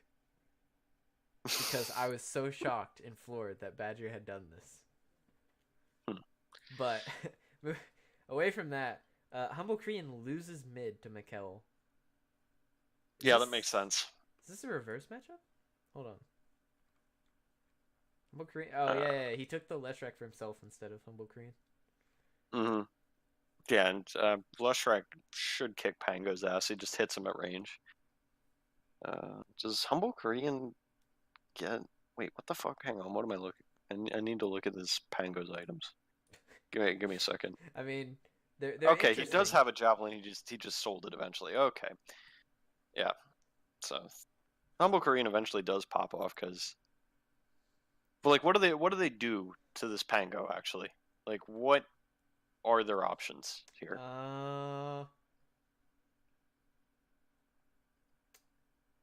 I don't know. You have to Exactly. you have to ravage and catch him in it, or else you lose. You have to hit him with a Ravage. Either that, or you have to hit him with some ungodly Yule's combo from the Flash Rack, or a Silence from Earth Spirit. But all of those are conditional, and all of those you can miss. What's the So, delay on a Q from when you leave the spot? what It's do you like mean? half a second, isn't it? You have like a half-second window realistically. Yeah, Before there's Pango not leaves. too much delay on Swashbuckle. You can do it pretty easily. I feel like Mikkel is a good enough player to not miss that window. I But- think Mikkel wouldn't fuck that up, yeah. If his team's around him, you're not landing that. Yeah, no, absolutely not. But I don't know. Looking at this, they don't have any lockdown for the Pango. They don't have any point and click abilities where they can just say, okay, fuck you. I don't care about your hero anymore. Hey, we can kill your hero now. Like the game I was talking about with R versus my Pangolier, he picks Puck, he gets Ags, suddenly Pangolier is absolutely fucking garbage. And I mean, okay, let's look at it from a different perspective here. sure. What does the Earth Spirit offer against this team compared to this Grimstroke Bane combo? Because Grimstroke Bane, you have a lot of disable there. Because you can just sleep 2 targets, you can fucking grip 2 targets, which actually happens. I like the Earth Spirit. I think if he can run around and make some space early, he's definitely a good pickup. Like he can silence people and You slow just them. died. Earth Spirit offers a lot of utility. You just died at like all 3 of these cores. If PA gets on you, you're not rolling out of there. She's gonna block it. Sure, but you got some ability and you can kick the PA away. See, like Earth Spirit isn't really afraid of the PA too much because he's got all this utility that he can use against the PA. He's not really afraid of the PA until she gets like BKB, I think. Like the Desto is scary, you can probably just jump on him and kill him pretty quickly. But until she gets BKB, he doesn't really care too much. However, the problem is that PA will eventually get that BKB. So, Filski, how are you where's the feeling turning? about this? About what? How do you feel about this fucking Earth Spirit pick here? I don't like it. I think it's really awkward in lanes too. Like I don't know what you match with it. I think roaming is dead, which is a huge hit to the hero, and other than a little bit of teamfight utility, I don't like it. I'll buy that. There is a But shocking I can't think of a amount reason I'd pick it players over another. who I don't think know it what still his offers ult, some utility. like they don't know the second part of his ult where it shares like silences. Yeah. Like it's just Let me damage. look at the net worth chart. Okay, yeah, Dire starts winning at around 27 minutes, which is coincidentally around when Zamo gets his BKB. And I mean- also when Ursa gets his BKB. Okay, so they have this huge power spike at 27 minutes into the game where both of them just like neither of the once they both get their BKBs, both Ursa and Phantom Assassin share the Pango's ability to not give a single shit about Radiant Team. So they get these BKBs, they win this fight. Yeah, a lot of people just die instantly around the 27-minute mark, and then they just start winning the game from there. I think the BKBs are the game-winning pickup here, and I'm not sure how much a Leshrac can do to deal with that because, yeah, I mean they're dominant early, but again the only way they hit towers is the Leshrac. So unless you can leverage to just taking buildings, as soon as Dire gets BKBs, this game's over. And it took another like 13 minutes after that, sure, but this game was pretty much over as soon as the BKBs came out. Yeah, I also feel like Badger did not play the Lifestealer that great. Like I mean, realistically, you just get in the Earth Spirit and you just kill. Realistically, you can kill the Pango with Earth Spirit. well, the thing is, like, who does Lifestealer pick on here? Not Bane. He just nightmares you and you. No, you pick on Bane. Or- You infest Earth Spirit, roll. You kill can it. probably kill the Bane, sure, but Grimstroke can deal some damage or like offer some utility. But again, he can. Okay, so I guess he can kill the supports, but You 100% against the kill the sports Ursa, with their spirit. yeah, he can't kill the Ursa. Ursa can pop his ult and then run away. He can't really kill the Pango because again, he doesn't have any real lockdown for the Pango. He just swashbuckles away or rolls away or what have you. And he can't kill the PA because PA has that evasion, and PA can also just blink away. So this Lifestealer can't do anything versus their cores, which I think is why he drops off. So I think Badger was given the ass end of the stick here. I think that's less a Badger's garbage problem and more of a Lifestealer's not particularly great against any of these cores problem. You're making it up, mate. All right. They did pick it pretty early. So. Yeah, they did pick it early, so yeah, Bear Team just said, okay, we can probably deal with this Lifestealer in a billion different ways. So, All right. Moving on, I guess. Any last comments on this one? Nothing. BKB Filski, is got good. anything? I feel like I'm BKB drowning good you item. out. Sorry. Oof. I think BKB good item. All right. BKB, good item. Wizard? Yeah, BKB, good item. All right. Our next one would be McSazzy versus Soundproof, but they didn't make playoffs, so not wasting time. So we're gonna move into Silo versus Guardian. Game 1 of this is such a stomp and so unfun to watch. We're not covering it, so we're just gonna do game 2. All right. It is. Yikes, It yeah, that was is a stomp. fucking awful. Looks it, yeah. Game 1 is a So- 29-8 win for fucking Yo, Guardian. what the fuck is this game? This is a bloodbath. I love it. All right. 28 to 23, 26 minutes. Holy shit, this game Game looks 2 awesome. has 2 deaths every minute almost. Yeah, that's what I'm seeing. That's awesome. And like Techies, nice hero. 7 fucking bracers on this team. Yikes. I don't know how you lose mid as Huskar. But Who does he lose it to? He loses it to. to Visage. Visage. Okay, yeah. I feel like you Yeah. win that lane until 6, and then 6 you just fucking die. No. I think Visage wins that matchup, but I also think dead fucking hero right now, so what do I know? Like, the Alright. nerfs to Visage are just absolutely insane. Should we talk He's like- about the techies? There's a techies in this game. Do I have to talk about the techies? I mean, he died at the fucking rune. -7 seconds. Well, props to him for beating the odds, I guess. I mean, it's a techies. Like, it didn't actually get the chance to accomplish anything. See, like, Oh, I don't understand this draft actually from Pacer team because the idea with the techies, right, is you want to wait. What the fuck? Are you He's- looking? Dotabuff is telling me there are 4 cores on Pacer team actually, because techies apparently just did not do a damn thing to support. But anyway, the thing is, you want to pick a techie so you can like stall out the game, right? But he doesn't stall the game out in any way, and there's nobody he can stall out the game for. Like Monkey King's active early, Huskar's active early, Sven's active early. Why the hell do you have a techies? okay. Allow me to give my 2 cents on this matter. Apple Tenio. If you click his profile and you go there, you're in a dark Mhm. place already. But he is a techies Mhm. player. It is most played hero by far. Wait a minute, is this Toa? I Is the techies player Toa? I'm not sure on that, but my hypothesis here is, oh my god, that guy plays techies too. I feel like they picked it for Apple Tenio, and then they were like, all right, What in God's name is this profile? Actually, okay, yeah, I think this is Toa. Like, okay, I'm looking. It's an Archon 3. His most played heroes are Nature's Prophet, Techies, and Tinker. What is wrong with this guy? Does he just enjoy suffering? Holy shit!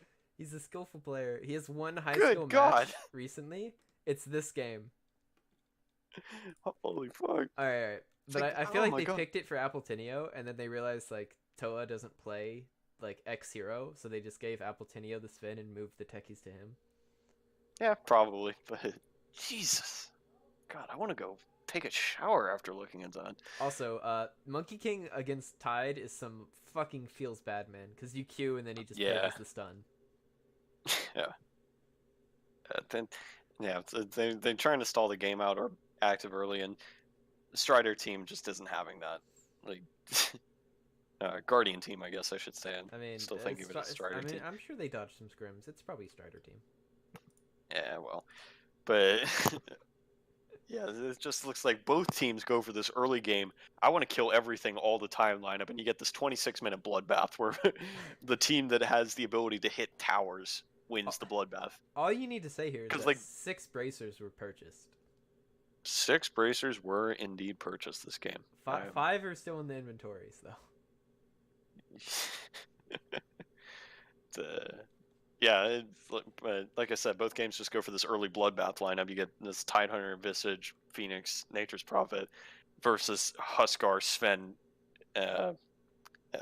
and Monkey King, and they both just want to fight super early, and they both do fight super early, and it looks kind of even, except for the fact that Dire Team just doesn't hit any fucking buildings. Yet again, this keeps coming up, but like Dire Team can't take press. If you kill the enemy, they can't defend. Well, exactly. I mean, sure, that works, but yeah, they can't hit buildings, so the team that can fight early and hit buildings wins. So this game looks awesome. I would have loved to play this game. Filski, how do you feel about techies as... I don't understand the hero, to be honest. I mean, I see it all the time, just get sent like, alright, we're going to have a solo offlaner, but techies are going to be down there for a few levels. yeah, it's pretty annoying. I mean, if you have good setup for it, I guess with a stun or some shit. I think I played Mars and I laned with the techies. It's pretty good if you can skewer to a tree. But yeah, in general, I think it's just delay for some late game core like a Deuce or something. Right. Spectre AM. I want to go on a tangent. Have any of you done the fucking Fight Club combo with fucking Mars? You pick like Monkey King Mars and then whatever other circle you want. Yeah, I had that. I did that today actually, but we did lose. You fucking. I think Sad. my optimal one was like, you send Bloodseeker mid, Monkey King safe lane, and then you have Mars off, and then you just fucking throw down ult, you throw down Blood right on top of it, and Monkey King ult, and then you just kill them all. It's fucking. Jeez. You just throw like a dazzle in there so you can't die in the fucking ring. All right. What? And then what? You pick a Disruptor 5 and a Phoenix. I mean, you could Jakku it. You could go all circles. All right. Yeah, you could get even more wheelchair. How many fucking... Oh my god. Quelling Blade on Sven's. Quelling Blade on Monkey King still. One other Quelling Blade just on the Tide. Okay. Sounds good. Alright, any final words for this? This is a pretty short game. I think it's been covered. Alright, thank you, Filski. No worries. Moving on, we get to, I think the first match of the day with one of our hosts in it. We have Smack.Team versus Sunshine Duck. Game 1. Filski, Smack had his what the fuck breakfast today. happened? I mean, we sent Choco mid this game on Clinks, so that was pretty cool. Who the fuck is Choco? Is this a new player? No. He normally sports for us. He's our 5th pick, and he's like platinum tier Clinks, so we put him Clinks mid, and then Smack played pos 5. And played more like a carry than pos 5. But we still won, so it was okay. Which one's Smack? The Prophet or the Barrow? Yeah, Prophet. Alright. Wait, what? I thought Bort was Smack. Oh, it's Legend 5. Yeah, that's not Smack. Alright. Filski, what the fuck is this Doom? What do you mean? Where's your pipe? You're against fucking Venomancer, you don't have fucking pipe? Dude, there's no need for pipe, okay. All we needed was to fight. Choco lifted the weights early game, killed heroes, and then Aperion was our late game, and he fucking... Wait. He secured that. We had good building. We've been complaining that people don't have pipes against fucking Leshrac, and you're saying you don't need pipe against Venomancer Jakiro. Are you? I don't know. It's fucking I would have bought Venomancer. it out of fear, honestly. I mean, I was more afraid of the I mean, armor, I think, from Slardar. Yeah, yeah. Looking at this game, you don't. Dazzle, lots of minus armor. Venomancer apparently just did absolutely fuck all this game. Same with the Jakiro. So I guess they're more scared of the physical damage. It makes sense. Alright. Yeah, Choco ran over him. It was pretty funny. I mean, And that is a pretty Klink's favorite matchup, right? And just the hell does Veno do? you just win there, Choco Clink Scott. Thank you, Lemon. All right. Easy clap. Anything else in game one? This feels like a straightforward. They won. Yeah, this looks pretty straightforward. Like, Mr. Clean did pretty damn well on this Slardar, but that's about it. Yeah, this looks like they stall the game out until they have more than one deck, and then AM runs over everyone. All right, Klinks game continues two. to run over everyone. Hashtag fuck smack. Filski plays Bounty Hunter and wins game. Done. No, I'm just kidding. Filski lost game. Did not complete his data list after having the courier treacherously pick up his demon edge. Offlane? Were you the position 3 here, Filski? Yeah. Nice. Holla holla get dollar. This was Wait, so you a meme You picked game. a Pango 4? Yeah, I actually don't know what happened, dude. This was just memes, I think. Yeah, this looks like a meme draft. During the draft, it was literally just, what hero do you want? I'll pick it. They And have then an we Archon. went Chen. Their Archon's mid as Zeus. So Yeah, our lowest MMR player went mid against Viper, so it wasn't a good time either. Yeah, like what the hell? 8-minute Atos with Arcanes at 5. Feels Viper, man. What a fucking hero, man. Alright. Pretty good hero. Yeah, I will say this is a this meme Bloodseeker game. fucking destroyed all of you. I mean, you're confirmed for playoffs, right? Or Yeah, we have yeah, so both of you guys just won this game, and no one cares. I'm sure that Smack at this point was just like, "Yep, I'll pick you." Fuck ever. I mean, if they hadn't lost this, they would have secured top seed. Fucking bragging rights, man. They got the bye. I think they're Alright. fine. Fucking alright. How the fuck did this Bloodseeker get so damn fat against you, Earthy? Like, even with the meme draft, I feel like you have good enough heroes to fucking win. I mean, you have Empyrean had Bounty 0 Hunter. items. Zeus had 0 items. I died, and then he got farmed. You have Bounty Hunter, the same hero you beat me like 4 times with in 20 minutes each time. I think Empyrean played it those times though. Yeah. I mean, the lane was pretty bad. He sort of just hit me in lane, and then we had Smack Pango. Shout out 16 deaths, but yeah, we didn't really have a way of killing him, so I don't know. I have a question. Who's the actual captain here? I don't know. Empyrean's listed, but everything I've seen is like, I asked Smack, I was like, who do I talk to set up lobby? And he's like, me. Yeah, I don't know. I mean, Empyrean says Smack's the captain, but I don't know. Why the fuck? Oh my god. Alright, moving. Alright, what was that, Wizard, you were saying? Nothing in particular. I just hope Smack has had his breakfast today. I clearly hope so too. I hope there's some extra special love juice in there. Alright. Moving on. We have CC and the obnoxiously long name versus Logical. These games are fucking awful, but they weren't awful enough to not do anything, so they get a still picture. Done. Huh. Okay. Why were these games so awful to watch? Do you see that score? Yeah, that's Do you that's a see style. Zeus with 20 kills and 31 kills in the entire team's game? It's just like Zeus, local man, literally too angry to die, I guess. There are no words to describe. Whose ass did he kick, actually? Like, who was he picking on Everyone's, this game? clearly. He just killed all of them. Yeah.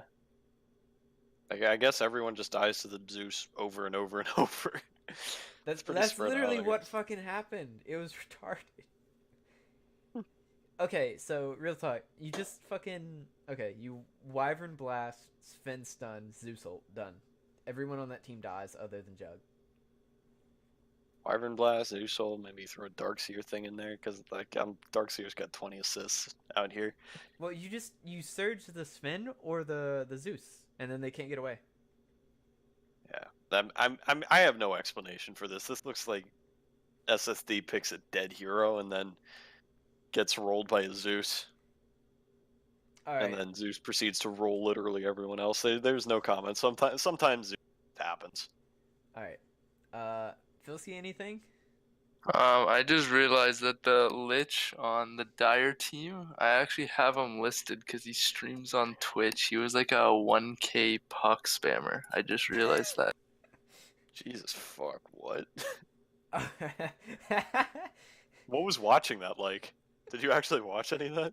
I don't know. I mean, I watched a bit. It was pretty funny, but At I that don't point, know. you're just watching League of Legends. All right. All right. Moving on. Game 2. It's worse. It's absolutely worse, but for the other team. Jesus. It just it flipped around. They should have banned the Shadow Fiend. They didn't. They were more scared of a Tinker, which shout out if you've seen a Tinker in your game recently, but I have. Why the hell would anyone ban Tinker? I mean, you're scared of it. Okay, like 3K pubs, Tinker is still garbage. Okay, when you're in 3K pubs, Tinker is still fucking obnoxious. Yeah, but SSD's like, or sorry, whoever they're playing is like good, right? CC is good, right? So why does he care? I mean, he went 20-2 on Zeus. He must be good. He must be god tier. Yeah. Zeus is a god himself. All right. Oh, okay. I understand why. I just looked at SSD's profile. 65% win rate. Most played hero is Tinker. I get it now. Second most played hero is Shadow Fiend. So. How do you feel about the Roman clock? I like it. I really like Clockwork. I picked it multiple times for Devilusk this season, much to his disappointment. But yeah, I really like the hero. I think it's pretty good right now, and a lot of people underrate it. Filski, you like it as a 3? Or are you Clock? 4 only? Yeah. I tried the 3 a few times. It feels like way too. I mean, you get a lot of gold through offlane, and it doesn't really use it that much. I think it's way better 4. I don't like it 3. Yeah, no, you can't play that hero 3. You play it 4. You used to, but not anymore. You used to play that hero mid, dude. Okay. Why is there a Necro in this game? Somebody tell me. I think I kind of want to say that's one of CC's better heroes. You're picking Yeah, okay, Necro it's one of into his most played fucking Slardar, heroes. Clockwork, Ursa, Coddle. It's not like you're immune to like all the damage Just hit they have. W, lol. I mean, yeah, just take The problem 800 is damage from he fucking just hits Eliminate. W, lol, and then SSD explodes him. It's fucking retarded. Yeah. Alright. Shout out to Piss Salesman for just running over this game with that 2-16 Witch Doctor gameplay, cranking it out. Good lad. Alright. Anything left on this game? I got nothing. Alright, Shout out- Target versus Pest. Not Target? covered. We're not doing that one. Envy We're not. versus Lemon. Oh boy, Lemon Team. Shout out to my boy Lemon. Probably the best addition to the EST Sunday Discord. Lemon's alright. He's He he's picks okay. I agree. picks heroes and he doesn't afraid of anything. All right. I mean, Lemon's team built triple MKB in game 1. I mean, No, Envy Team built double battle or butterfly. What do you do, man? I like how Envy Don't look at this game, 100% saw at least the second MKB and still completed the butterfly. This looks like a long, slow roll of a game. Like, this has to be depressing if you're, like, the Envy player, right? Because... Envy was, I used his player perspective a lot, noticeably upset. I mean, I'll buy that. This is another game where they're trying to stall out for the Medusa, but the Medusa just can't lift the weight of having to deal with a Void, a Lena, and a Weaver all at the same time. I think all of those can do really great things together. I feel This like unnamed Weaver player.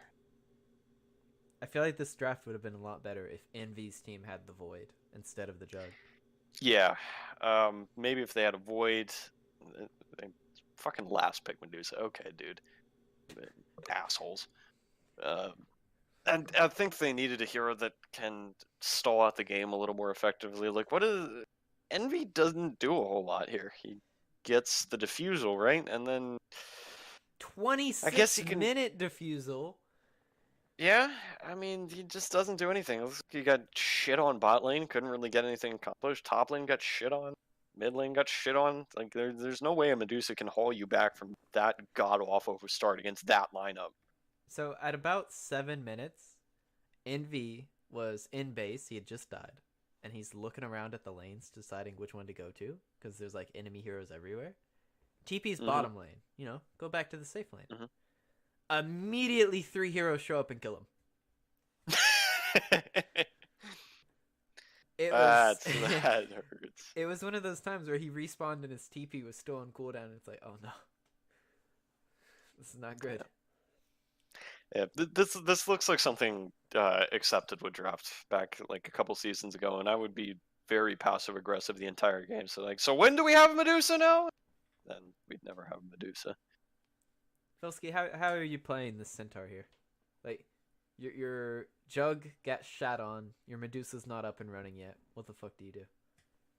Yeah, I mean, there's not really anything to do with the blink. I mean, not many plays to be made. I feel like Centaur is such like a like he I gets mean, who are you the gonna carry kill? there, but he can't do it alone. Yeah, like there's nobody to blow up here. Yeah, I mean, I guess he could blow up one of the supports, but again, if the only hero you can blow up is a fucking support, then what? No. Well, you can't kill Oracle at all. There's no way you kill fucking Oracle. And Grimstroke is tanky for some reason. I think he could blow either of them up if he has a friend, but yeah. Like, you need like the Lion or the Lich to come with you at all times. But then your fucking Envy is getting got, so I don't know. Shout out to Rice Boy. This is pretty good Lena performance. No Sasquatch this looks level, but it's a pretty nice Lena game, I think. I mean, he went Bloodstone, so he was feeling confident. Yeah, he was. I mean, by that point in the game, they were probably just rolling, right? I mean, how do you finish Bloodstone and then it takes you 10 minutes to farm a BKB? I don't know what to tell you. Like, they all get physical damage, which I think is smart. Yeah, they just MV team can't stand up to what Lemon he probably would have had it at 26, but he died at 24 and 27. So yeah, I mean, then it takes him 10 minutes to farm MKB. What the fuck? All right. And I don't think it matters at that point. The game's pretty much over. Like, even just like Lena just spits out damage if Habits hits any Chronosphere at all. Almost 15,000 building damage. So, you know, Leno's... Yeah, he clicked buildings. All right. Good on them for pressing their advantage. Game 2? Do we want to move on? Wow, who is this god-awful Lemon player? Picking Clinks. Lemon is goddamn retarded for picking an 8 and 10 Clinks to be on his team. Yeah, I'm hang on. I need to look at this game. Envy obviously rolls this game. There's this fucking 29 and 1 life stealer running, or not life stealer. Why did this Bloodseeker? I could have sworn DNM was playing this Bloodseeker, because this Bloodseeker was going ham. It's the same thing, but it's the other. It's in. Sorry. Can't fucking kill anything. I think this is the team with the lowest, the shortest amount of footage for a match, because it was literally just Bloodseeker just running around killing everyone. Apparently they. Wait a minute. Hang on. That's a support Clinks and a core Warlock. I mean, it's lemon, dude. The fuck? All right, I don't know, man. I guess they were confirmed playoffs. I mean, Rice Boy Carry Here's built a Dagon fucking- Techies. Rice Boy Carry goes Dagon Techies. Wait. Just Is goes Yoshikaya core fucking Warlock. Is Yoshikaya good on Medusa? Well, it's On for the Medusa? mana reduction. Does Yeah, it you reduce get- how much you lose from taking damage? Mm-hmm. Oh, that. Oh, fuck. It's not as valuable as you think it is. Jesus fucking Christ, dude. I can have 16% more health. That's not how it breaks down, but that's what you'll think. I mean, yeah, I don't like it. I think he can get other items. Gets a Talisman of Evasion. He does the same thing, but Who's yeah, this? I don't know. The fucking core Warlock on the habits. Like, I admire the balls, but at the same time, I will make fun of you for the brains. He's not Sing Sing, but oh. Yeah. Okay, there is a time in this game where this Bloodseeker dives the techies under their mid tier 2. Without vision, just perfectly BKBs right as he does the remote mines.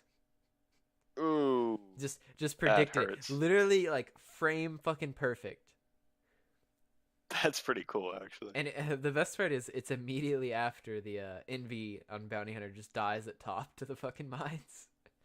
Ouch. Alright, moving on, I guess. Is there anything else to cover here? I don't think so. It would be Azumi versus Reggie. I don't think either of those teams made playoffs. All right, shout out to. All right, hang on. I want to talk briefly about this game. Shout out to my boy Reggie LA, who I convinced to sign up this season, who had to deal with fucking Playmaker as a captain, who apparently was just a gigantic piece of shit. Oh, is that and the trying to Action make- Jackson team? No, Action Jackson team was Milkshake. But see, Reggie's team, like the Playmaker team, they would have gotten all the press coverage, but Milkshake was just outshone Playmaker as an unbelievable piece of shit. So history Playmaker team was just as bad, but it was quieter. So they have pretty much the same story as Milkshake, except he doesn't go full on rage mode like Milkshake did and make a couple memes along the way. But anyway, so Playmaker quits the season. Reggie has to take over as captain. This guy's like Legend 3 right now, by the way. And they actually start winning games, and they actually start having some fun along the way. And you know, they ended up like with a pretty bad record, but it was better than it could have been. So they tried their best despite the really shitty captain they were given, and I respect that. I mean, we can't let Vinyl captain, guys. That We cannot Legend let Vinyl. 3s cannot. Why captain. are you allowed to captain? Because I have a better historical record than the other options, and the other guys did not want to. All right, you have the floor, Wizard, briefly to cover your series, Wizard versus Shmurda. I mean, we kicked Shmurda's ass game 1, and then they just memed the hell out of it game 2. Like, I figured Shmurda would just try and meme this game up since neither of us were making playoffs, so we just had some fun. So game 1 was a legitimate game where we just kicked the hell out of them, and then game 2, what happened was all 5 of them go mid. Every single person on their team goes mid, and Bolins just goes, "What the fuck?" So, like, at 3 minutes in the game, Bolins has some Discord issues, and we're like, okay, we're gonna swap over to the EST Sun Discord, and I'm like, hey, come over and say hi. So eventually, like, this is the last game of the season. We're all just, their team comes into the EST Sun Discord and voices with us. So we got all 10 players in the lobby just yelling at each other and having a blast the entire time. And it was a hell of a way to send off the season. It was a whole lot of fun. So that's the only thing noteworthy there. That's better than the Shmurda Daywalker finale last season. Oh my god! And did the fucking no, stop. Ags. God, I was in that game. I was in that game. You don't understand my pain and suffering. Like, I was a stand-in. I was a stand-in for fucking Strider Stack, right? And then they whip out this meme-ass Alchemist Sniper lineup. And I'm like, what the hell are they doing? They're running an Alchemist support. The Alch gives Sniper an axe. Suddenly Sniper gets a rapier. Suddenly we can't push fucking high ground for the next 30 minutes. It's horrible.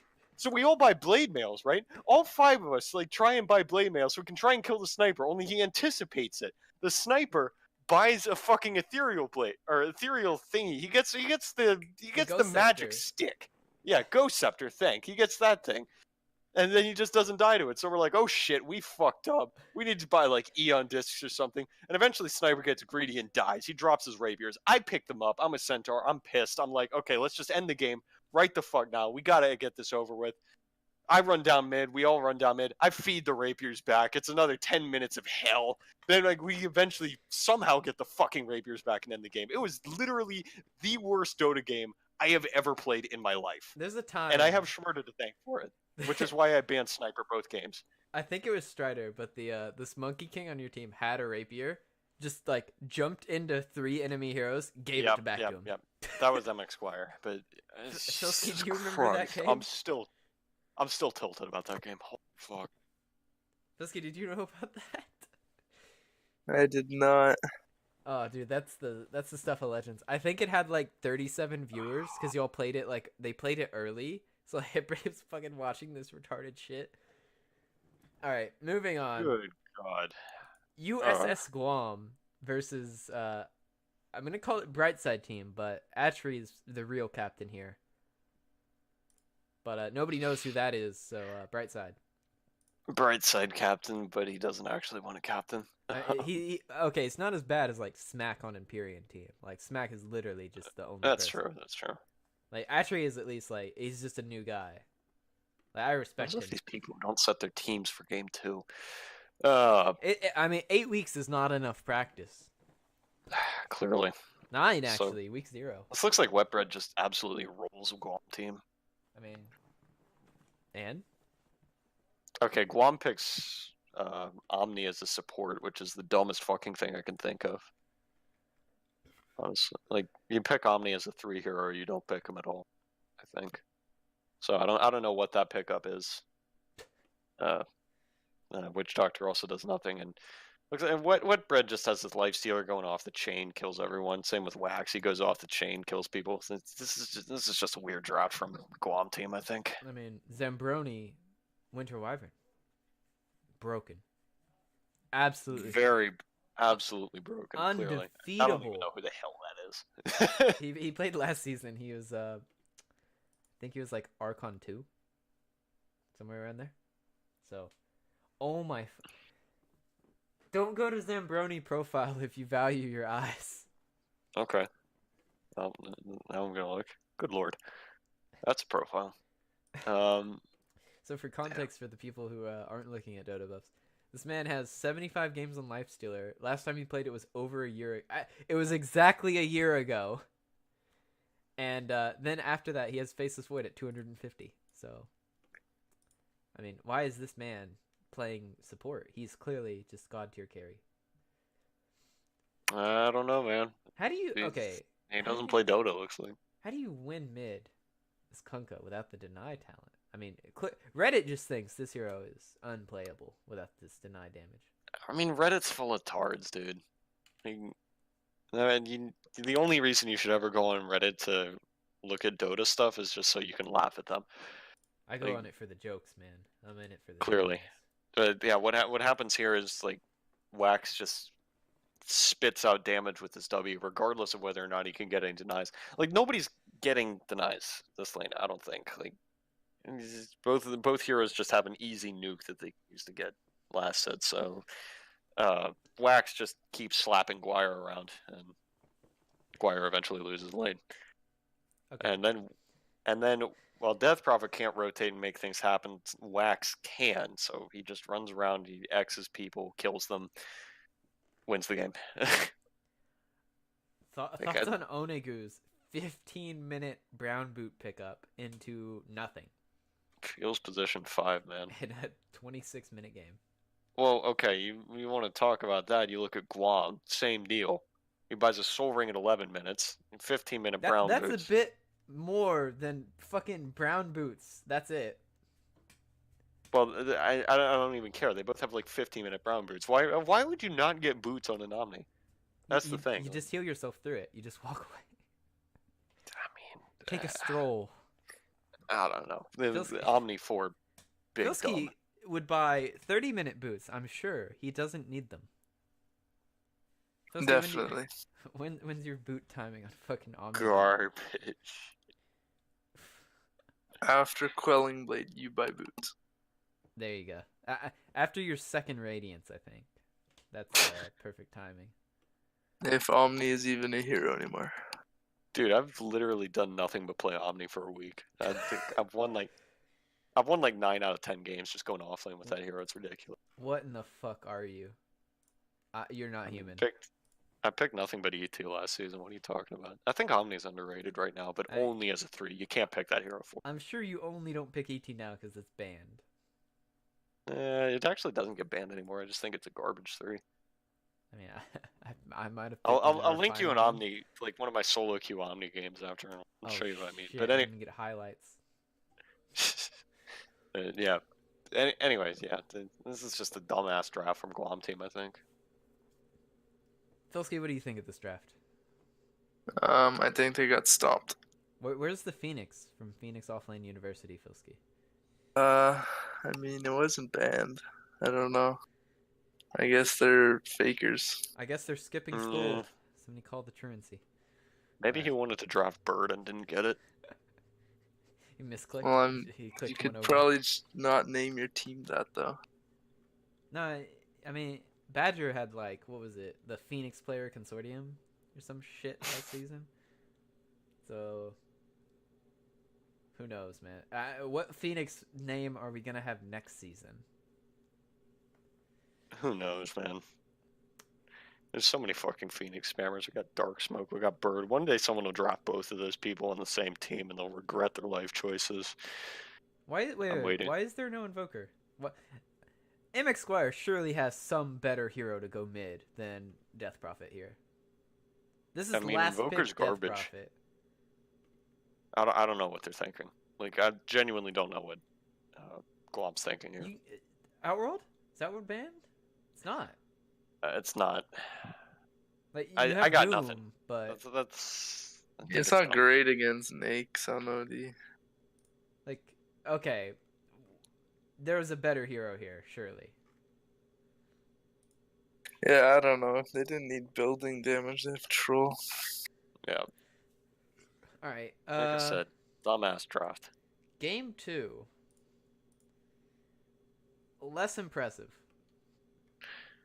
Yep. Okay. They put up more of a fight this time. Still There's end a up losing. Templar Assassin and a Slark on the same team. Yeah. TA is a hero. I don't know why Spark's a hero. I guess. I do think this is a fine TA game actually. So what happens but here? I don't know. Dying right around that time. Yeah, they don't have a whole lot to deal with the TA. It looks like. I guess the Batrider, if you can get on top of her, but. How many bangos did this shaman buy? Oh, okay. Wait. I feel like TA versus Ember. Oh my god. I thought TA versus Ember was like an TA favored matchup. So why did they pick an? I don't know. They needed somebody to go around and be active around the map. That's pretty weird. That's a weird hero to give Guire, I think. I mean, you couldn't pick Invoker into the TA, obviously. Like I know Guire's a good Invoker, but A, that hero is deceased, and B, it's terrible here. Why does Atri, Ancient 2, by the way, have 2 mangoes from the start of the game still in his inventory? He didn't. He need only to use them, bought bro. one other mango. He died before he ran out of mana, dude. No, like, he bought these at minute fucking 0, man. Oh, That's what I'm you're saying. Every time he died, yeah. Yeah, every fight he just died before he could use them. That's my theory. Shout out to Killer Karate though. 8-minute tranquils into 25-minute blade mail. I think I used his camera work on game 1. Yeah. It's probably I don't pretty know. good. And again, I just don't know what the hell Guam's team is supposed to accomplish here. Like, you picked Sven. it's just so weird. They picked this Batrider 3, which I don't think it's that good right now. They picked this offlane Sven that apparently is also position 1. You got Guire getting smacked around mid lane. I don't know what the hell is going on. What? Whoa! I feel like this was a draft where they didn't know their positions first. Yeah, it's just I don't know. Shout out to I'm very everyone confused looking at these placing rounds. wards, though. Yeah. Jesus fucking Christ. Alright. I think that's about it for the Guam versus Brightside. Yeah. Shout out to Atri for letting me draw the team logo. I hope Atri keeps playing, though. Yeah, Is I it liked him. Atri or Atri? How the fuck do I you don't. say I don't know. Don't ask me. Ask him. it? Filski, you're the English expert. How do you say it? Why am I the English expert? Because your voice. I don't know. I don't know. Atri. Alright. So we would be covering Logon versus Blackout, but I've opted to not after Logon's vanquishing of Melliflox. So we're going to move into our final series here. Vinyl versus Trav 2S. All right. I What do you picked have your to say hero, for boy. yourself here? I picked your hero. You picked my hero. You picked ET. How'd he do? I picked ET3. That was the plan, totally. Uh I picked Undying with the intention of pawning Wait it a minute. off. You picked an ET and then they picked a Morphling into the ET? Yes. Why? I don't know. That's literally like one of the most ET favored matchups I can think of. Yeah. Like overall in the game, I mean, It's like whole obviously clip Mike started gets, with the ET killing him. yeah, he just slaps people. Like I don't know. That's such a dumbass pick. Like he loses all his armor because all of it's base. So. Yeah. Fun. Anyway. It moving looks like Dyer had the advantage most of this game, and then they take some really bad fight at around 36 minutes and just get like flattened after that. So it looks does Morph buy back here? I think he buys back. Just looking at the kill feed, but yeah, they take this fight here. You guys had some sort of power spike at around 36 minutes. So like, what is that power spike? BK or it's not BKB, but it is us taking a really good fight when they're at our base. They're taking our top tier 3, and we repelled them. And that's yeah, it looks like, because immediately after that you get an MKB and you get a Radiance and you get a Force Staff. You get all these items, and then the game gets a lot harder from them after that. I think the ET is a really nice pickup this game though, because they got a bunch of heroes that want to alternately stand still, and they have a Morphling. So shout out to no one important, by the way, for not only playing this matchup willingly, but he said we can kill Monkey King in mid, and I'm like, okay, I'm coming down. So I show up as Undying. We initiate on the Monkey King. That doesn't sound really he good. Kills both of us, and then no one important just says like lowly, he's like, "Oh, I thought you were Dazzle." So that's a fantastic moment right there. Yeah, that sounds about right. Because I was gonna ask, why Undying? What do you do? Yeah, okay. So for context, I told our Dazzle player, I was like, yeah, you go mid, and I'm gonna go down there with Longoria and support him for a bit. We're gonna leave our offlaner solo for a second. Didn't do it within like a minute, so then I just went mid, and I was like, surely we can get something this man. will happen. Like this Monkey King's at 3/4, Ember's at full. We can take this. I'm kind of curious how they lose the fight so hard. 36 minutes. Like, does ET just get off a really nice stomp and then you? I don't know if we will get to it in the replays, but what happens is we take like a really good fight that's super drawn out, but they just stayed around for it, and then we got an ET stomp into ult, and we kept reinitiating on them by holding them there. I died to start the fight, of course. So yeah, of course, you're an Undying. Hey, that. You see what I was saying about placing your low MMR player on a hero they can't possibly fuck up? Okay, that was meant to be on the other support players, but then his Dazzle is better than mine, so I got the Undying. Feels bad, man. Shout out to this Milo guy, though. He's quote on the draft sheet. Support player plays offlane for us. Very good player. Showing up every week, and big dicks out. Who the Good for him. fuck is this Zerotech guy? I think I ran into him a couple times. Zerotech? Doesn't he stream or some shit? I don't know. Filski, do you know? No idea. Do you know anybody on this team, Filski? On Dire? Yeah. No. You don't know Zypher? Sniper? No. I've heard of them. Like I don't know anyone on that team. You don't know Lil Nut Soy Boy, also known as Trash. I'm pretty sure. Oh yeah, I should probably mention. We tried to reschedule this a bunch of times because this is the fight on screen, by the way. We tried to reschedule this a bunch of times because they were missing a bunch of people. They eventually just had to use, instead of Apex, they got deserted. So there's that. Like, Oh, that's Trav to us. I didn't realize that. this is his team. Yeah, I wasn't paying attention. I don't think Trav is me. I don't think he's sided himself out for a game. But yeah, like we just kept them at bay, and then they stick around too long, and we just took advantage of it. Yeah, that's kind of what happens with ET. He's really good at defending high ground. Doesn't the fucking the aura goes with the spirit? Well, oh my god, why did they pick more? Yeah, well, it's the physical damage aura is what you really need versus the morphling, so you have to get close to that for that to accomplish anything. Oof. But it's Oh, yeah. This was just like we warded their jungle, and then we kept really aggressively moving in, and they either weren't prepared for it or just could not handle it. I don't know. This felt okay. Let me say this. I can't beat Smek's team. No idea why. Hope I don't have to face them. Hope somebody else eliminates them. my team almost crushed you. We were very even on those games. Yes, indeed. I agree. Almost. However, that was when I was Venge only. Then somebody banned Venge against me. And I got very Feels sad. bad.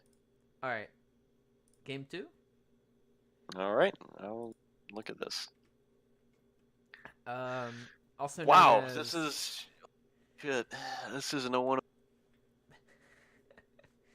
25 and 7. Yikes. Okay, so for context on this draft, that Leshrac was going to be offlane Leshrac. That was the original plan. And then I wanted a Treant protector, so we just did core Treant support Lesh. The fuck? Oh, you wanted Treant versus the Pango? That and also to help us escape from the Razor. So, yeah. What's this garbage Pango build? Okay. For context here, Hull City had just arrived back from a trip he was on, and he literally goes in the fucking lobby chat and he's like, "You're gonna get the whole treatment now." So we didn't get the whole treatment, it appears. He went 7-16 on Pango. But what is this garbage Pango build? He goes Arcanes into Yules. What the hell? He doesn't get a Javelin. He doesn't get a Maelstrom. He doesn't get Greaves until like 40 minutes into the fucking game. It's the whole thing, man. It's the whole thing. It's garbage. Filski, what do you think of this build? Yeah, I don't know what it does. I said Yules is pretty shit, and the Aeon Disc is pretty shit, and he needs to initiate, and he has a 40-minute blink, so I don't. I mean, he has a don't know, Basher at 52 minutes. I don't know, man. That's... Oh. This is Ogre with a Ethereal Blade, though. This real talk was 100%. I like the Ethereal Blade pickup. That's kind of cool. This was literally sense versus Alchemist the the drone. game. Yeah, I mean, Alchemist gets in the 11-minute tries to run down everything. Suddenly, Are can't you, hit buildings too hard. were you talking about my Ethereal Blade or the Ogres? Ogres. Okay, man. I built one too. You did build one too. I had I just to, like the man. Ethereal. I like the Ethereal Blade pickup here on the Ogre. I think it's cool because like it completely negates no one important, completely negates Longoria. Like it basically will instantly save someone, or it should. Meanwhile, I had to build Ethereal Blade so that I wouldn't disable my carries completely, and they would not take 9,000 damage from Elk Stun. Yikes. It's fucking awful. This game, ugh. This is a slog. I think he picked Puck this game What? instead of the Treant. No. No. I mean, if you were that worried about the Pango, like, fuck the No, you Treant. just pick Get the Clockwork. Puck. You pick Clockwork instead of him and have Leshrac Core. I don't know what's going on. Like, I feel like if Tribe 2S team had a hero that could actually punch buildings, they would have won this game pretty easily, but they didn't. So, like, I think the pickup here is okay. So he does get the Ags around like 38 minutes, but by then it's kind of too late, honestly, I mean, because that's when you guys start to yank it back, right? that's about, yeah, sure. That's about So, when like, we realized if we just chrono the Alk, we win. Yeah, like that's pretty much what needs to happen. Yeah, it's. There's I think if there's like, I'm just gonna throw it here a random to see if it pushes towers. Like if they have any sort of push potential whatsoever, they just roll this. I think mean, hell, even if Razor had skipped like S and Y for an example, like maybe if he goes like BKB into straight Ags, they win this game. But like, they couldn't push very fast, and then we had the Treant, so any failed push was completely yeah, lost. it's really bad for them. Filski, have you done core fucking Treant? I think like once or twice. It sounds pretty good. I'd like to try, but the hero's pretty trash, I think. I think the Yeah, hero's I don't know fine. what to think of that. I think the hero's fine. I don't know. I think if you don't like Elder Titan, you're not gonna like fucking Treant though. I feel like they're very similar in what you're trying to accomplish. They just happen at different points. Yeah, I guess. It's Like it's like to me, okay, to me Treant is like super zone control. It's like I want to control this area right here. yeah, they just can't really hit buildings. They could have. I think they could have won this game, but they didn't. I like the ethereal blade pickups though. So that's pretty cool. Oh, here's where they threw it actually on the game. Yeah. They just took their axe. I'm looking. Yeah. Ugh. Oh, Oh, Wyvern 25, broken ability. Forgot it existed. Usually never. Oh, hit the stun. 25. Yeah, that's pretty nice. That shit's fucking retarded. Wait, hold on. Why don't you land the Yeah? Lich with the Pango? Why Sounds is pretty this, garbage. Why don't you fucking try lane this shit? It sounds pretty garbage. You just try lane the Razor into the Faceless Void. Done. Like, we have a Treant in the off lane. What's he gonna do? Rush It could have been. Radiance? He might. You never He know. had the lowest hero damage in the game. He's below Ogre. Yeah. Like, And I think Tribe 2 should have won this game. what?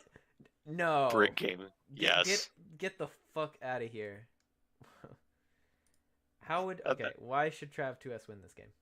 Because they have this huge fucking advantage, and then they ditch it, like, because they can't hit anything. We have a fucking void. How are they supposed to do anything? Oh, we won this game 100% because of a double chrono. Don't let anybody tell you different. You won this game 100% because of what? A double chrono. We got refresher shard. Gotcha. It totally wasn't the fact that the alchemist got caught out at the secret shop alone, and then we killed him. Yeah, see, that's what I'm talking about. If they didn't pull dumb shit, this game's over. Literally, But like I will give props to you guys for being able to capitalize on dumb shit and just leverage that into a win. But yeah, I think Drive 2S3. we fucking took a good fight. We're pushing bottom lane, and I'm flying over as Wyvern, and I see Alk, and I'm like, oh, that's real. He goes to the secret shop, passes just in front of our drow, just walks by, hello. And no one hits him once, and he's like, is that real? It's like, yeah, that's fucking real. And then we win the game. Done. I have no idea what the Alk was thinking there. But oh well, man. We won the game. Win. Top seed for Vinyl. Clearly this man should not be captaining. Please God. Alright. Moving to the final section, Filski, you're gonna be a little more involved here, I hope.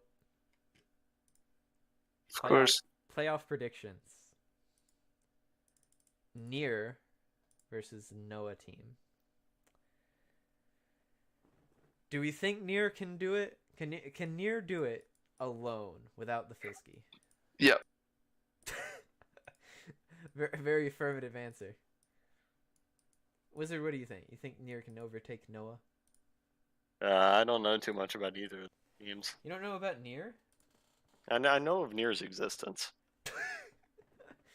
That's about all I can give you. Didn't he like the grand finals last? Yeah, he was in grand finals with Filski. Filski was on his team. Yeah. That's all I know. That's all you know? You just know the legend? I watched the grand finals and I thought that was like watching two people in wheelchairs fight. It was awful. What the... What the hell? Don't have reflexed skater. We were very close game 3, I want to point out.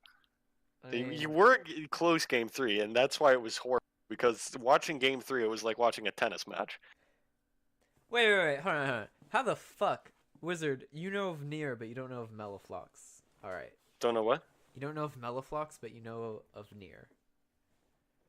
Was Melliflox in the grand finals? He was supposed to be. But then when Noah's gone, I got nothing then, and I have no idea who Melliflox is. I'm still a noob, man. All right, barely know already 2 hours. All right, so can Nier do it with Turfillion? Do you know anybody other than I know Turf.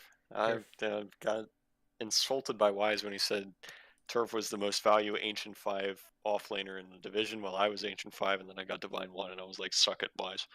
So I mean, I'm told it was a huge mistake not to pick Turf, so... Turf is pretty good. I like Turf.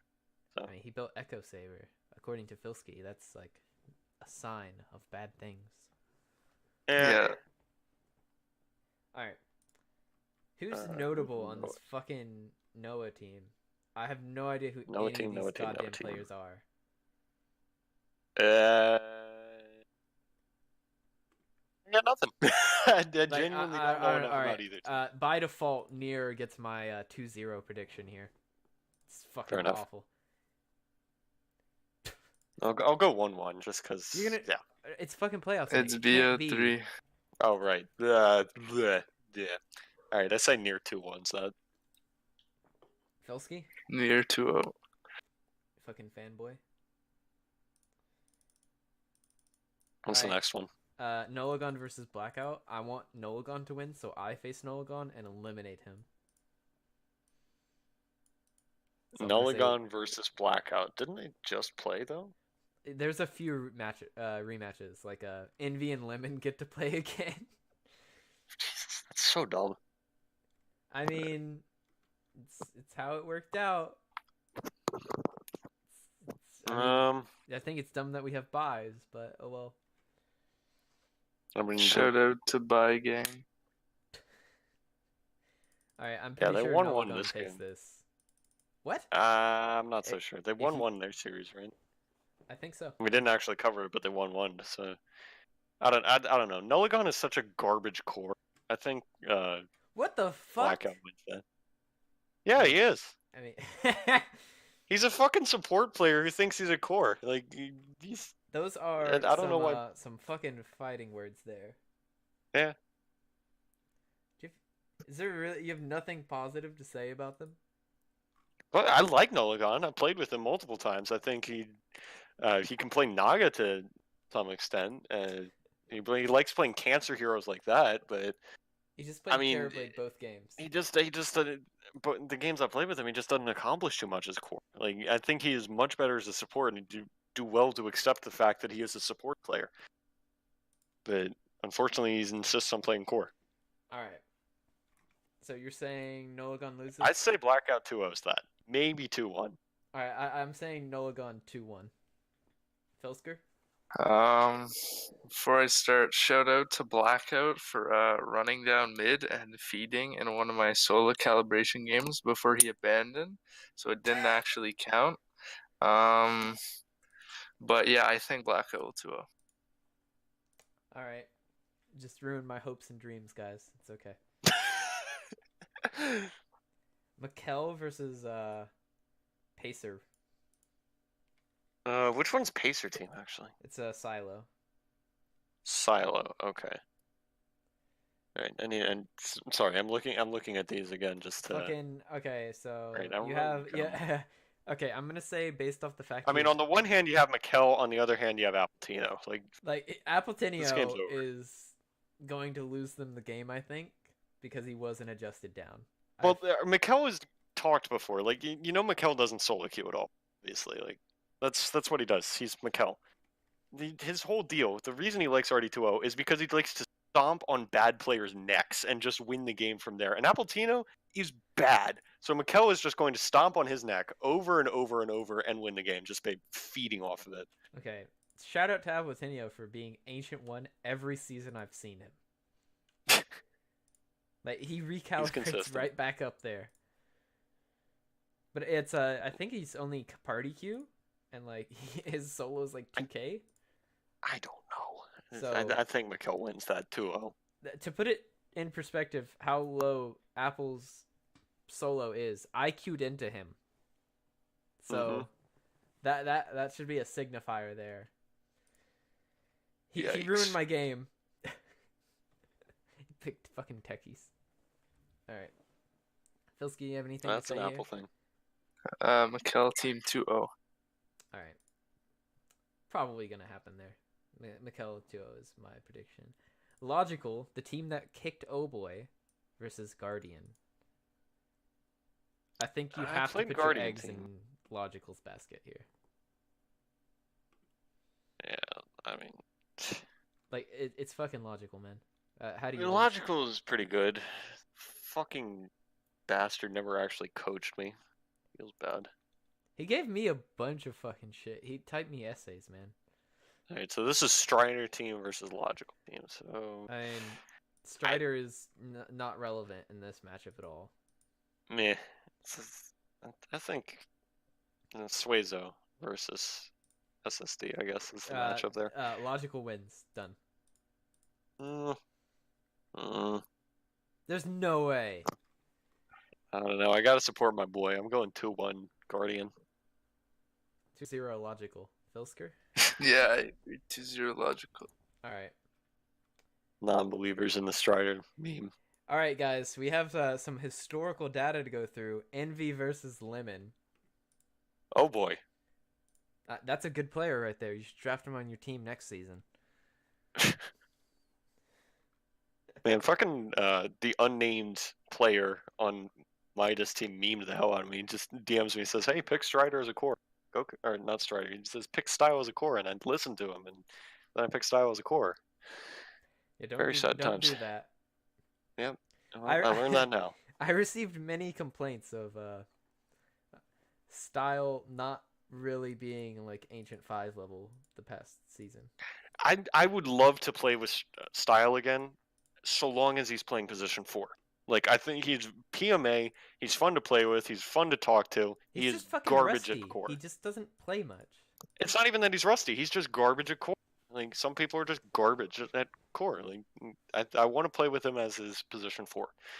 But Alright. anyway, We have Rice Boy is probably going to be the story of this, matching up against Envy. I'm pretty sure Rice Boy is a better player than Envy. whoever wins mid wins the game here. I mean, Envy is currently Legend 5, so he's going to lose. Envy Legend 5, lol. Still not as bad as my fucking carry last season. Uh, Or the season before, who calibrated Legend 2 party while being Divine What's a Top. sandbag? Oof. Anyway. What's this, Yeah, what's this Medusa player's actual name? I forget. Is it XD? I don't know off the top of my head. Anyway, you have Rice I'll Boy look at the Habits build real versus quick. Envy. Rice Boy wins. Lemon team. Oh, this is Chester's Hot Fries. Yeah, this fucking Rice Boy wins. Done. I don't know why they picked him Medusa instead of Huskar, but Fucking whatever. Envy cannot win this. It is not possible. Uh, Did you see how hard their anus got wrecked by that? yeah, fucking it's Bloodseeker? true. I think Lemon 2-1. They Lemon found the key. Just kidding. Envy is actually the one who wrecked with the Bloodseeker. Lemon 2-1. Lemon 2-1. That's my prediction. Lemon 2-0. Gotta have faith in our boy. Filski? As I am standing in on Lemon team, we will 2-0. I mean, how could you not with Oh Filski? shit. Phil Scott. All right. I think we're almost done here. Not much left. It's clear we know a lot about the teams in our divisions here, though. Sasquatch Clearly. versus Paradise. Ooh. That sounds like a fun matchup. This sounds like a fucking awful matchup. Sasquatch. If Sasquatch fucks up mid, it's over. Oh. Yeah. See. Well, okay. Who do you fall back on if you fail in mid as Sasquatch? Paradise has Gaff. I'm going 2-0 Sasquatch. Gaff is finalist, like twice. I think. I think Gaff made finals twice. I don't know how. Gaff is an enigma. I mean, he's clearly just good enough. You don't have to be exceptional if you're fucking good enough, okay? If you make it there, you're fine. I'm still saying 2-0 Sasquatch. They have Murtank God. I mean, shout out to Murtank for Fantasy League that, like, you know, everybody does for, like, the first 4 weeks, and then it's, like, 2 people. Filski? I think Sasquatch 2-1. I'm gonna be contrary. Paradise will 2-1. It's gonna go to game 3 at least. Dark beats Yak. Yeah, Dark beats Yak. No contest. 2-0. Whoever Chupacabra is versus the Humble Korean versus the Moxie stack. Chupacabra versus Bear. I think if Zamo team can avoid like imploding, then they win that. But otherwise, like if they made it the whole fucking season, they're not gonna implode at the end. Hopefully. I don't know, man. Fine. I guess you're right. If they can hang on for like another series, they should 2-1 that. Probably. Well, actually, no. They're gonna 2-0 that because if they lose a game, they're gonna lose both games. They have to 2-0. Yeah. Who knows, So man? 2-0 Zam, assuming they win game 1 and game 2. I think this is gonna be 2-1 Chupacabra. I don't think Zamo's a strong enough player. I think Humble Korean is absolutely a really strong player. I just think that I think he's a fucking Spurg. I think he's Riles 2.0. Oh, yeah, but Riles is also the most mechanically skilled mid laner I've ever seen. So, I mean, did Riles like Riles, Riles had a few other issues, just like Humble Korean. yeah, that's true. But I'm still going 2-0 Zamo. What do you think, Filski? You think? I think Chupacabra team very strong. They will 2-0. All right, there you go. And we have the last one we're gonna do at Ashri versus Guam. Versus who?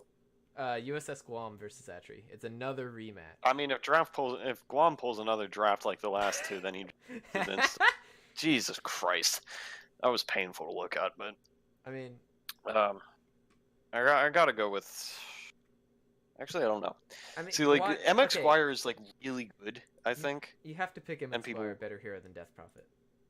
Yeah, you have to pick him good heroes. You have to not pick Omni as a fucking 4.